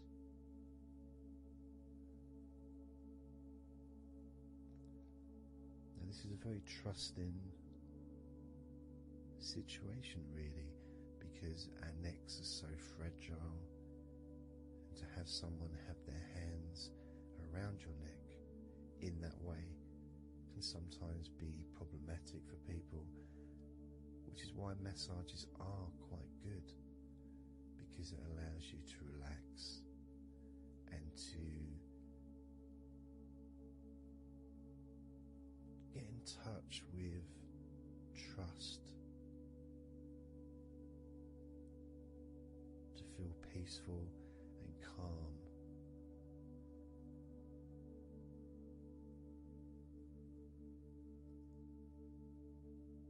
As I massage the sides of your neck gently, moving from the bottom of your neck, which would be sort of near where your shoulders start, I guess, all the way up to your jaw, your ears kind of area, that side of your neck. Of course, is a lot longer than the front of your neck.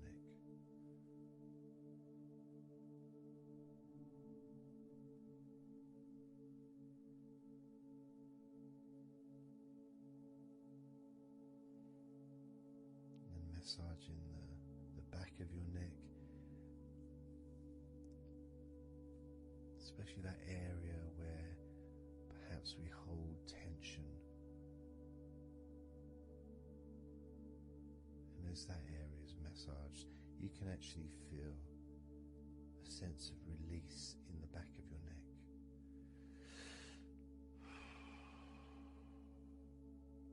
And maybe you can breathe it out as well. Notice how it feels. Notice how you feel.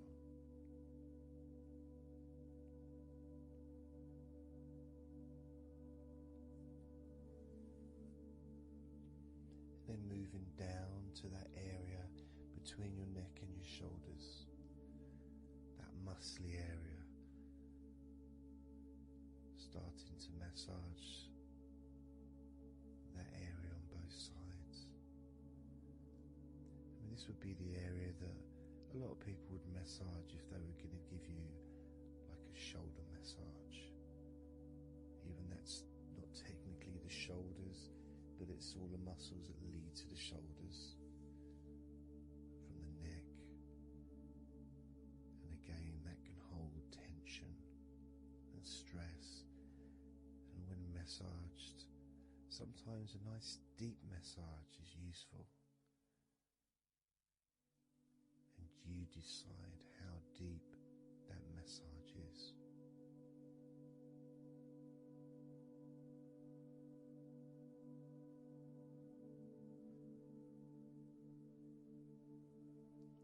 Just allow my knuckles just to dig in to get to those muscles and to really relax them. All the time being firm yet gentle with you.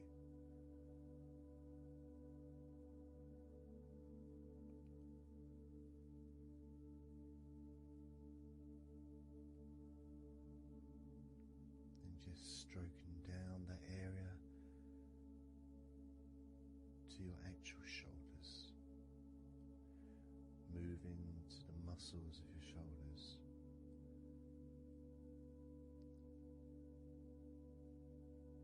and maybe initially just pulling up the shoulders a little bit off the table, just to give you a little bit of a stretch, but very gently.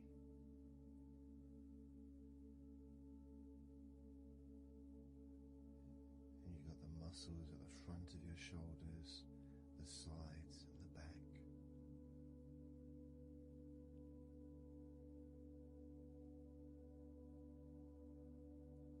Again, this is a part that can really take quite a bit of pressure, quite a bit of needing, if you wish, to really release the tension. into those muscles, and you can let your fingers in there, and it can feel really nice. Sometimes just being stroked gently or being massaged quite strongly can all be beneficial to the relaxation of the muscles in your shoulders.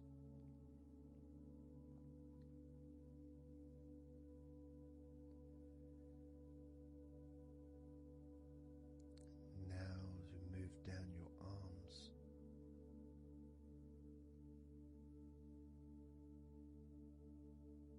we'll do one arm at a time, starting with your right arm.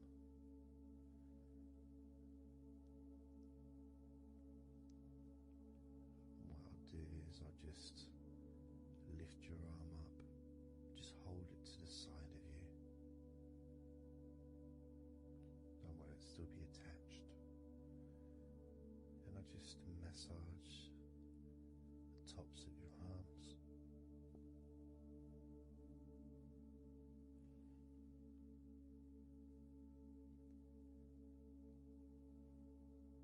All the way down to your forearms, into your wrists.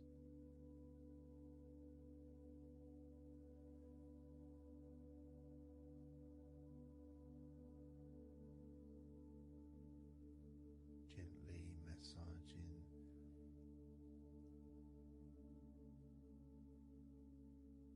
that part, the softer part, which is the under part of the arm, which leads to the crease in your elbow, the inside. It's much more sensitive skin.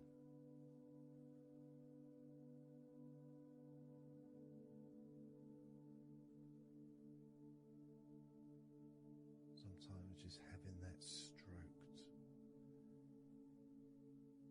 can feel really nice, pleasurable and relaxing.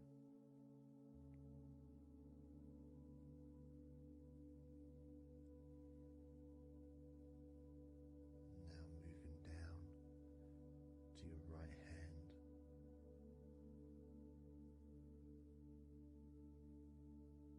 Just holding your hand in both of my hands.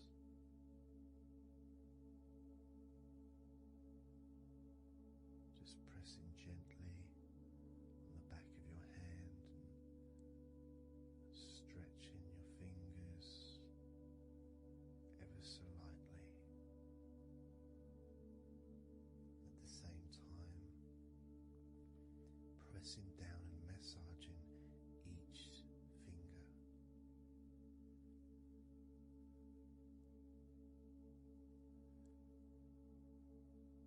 And then starting to massage the palms of your hand.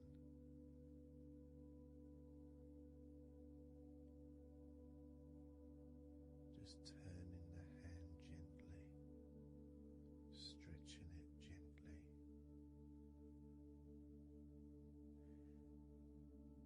And actually having your hand held can really be an emotional experience sometimes, even if it is with a stranger, someone you don't know very well, like a massage person or a therapist maybe, because it's intimate.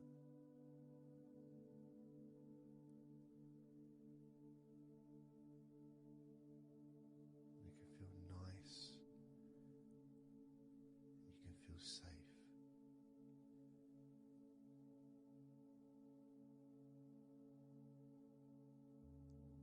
And as I put that right arm back down where it was,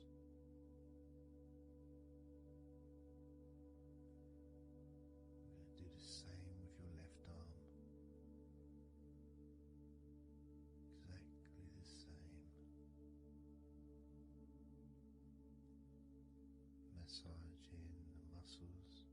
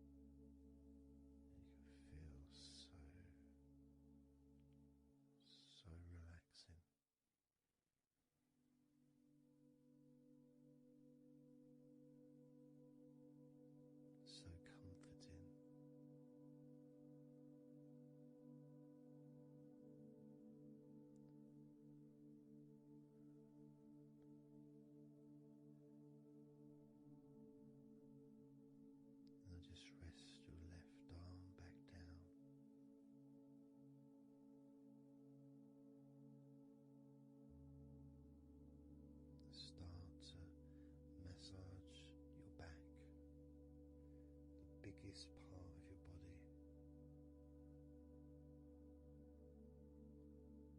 starting at the top, starting again where we already have been, that area at the top in between your shoulders, near your neck, going back and massaging that area again, but this time moving downwards.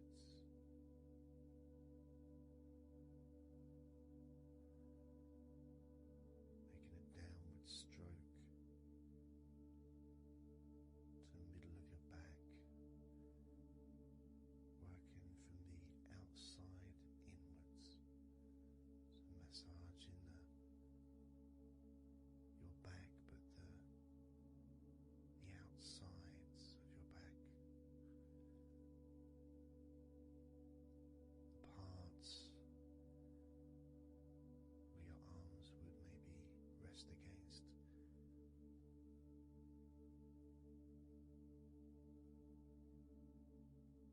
Almost the part that connects your front to your back.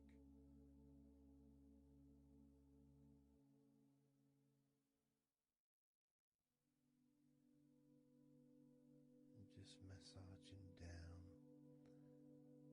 firmly but gently, as firm as you want. Moving down and then moving across a little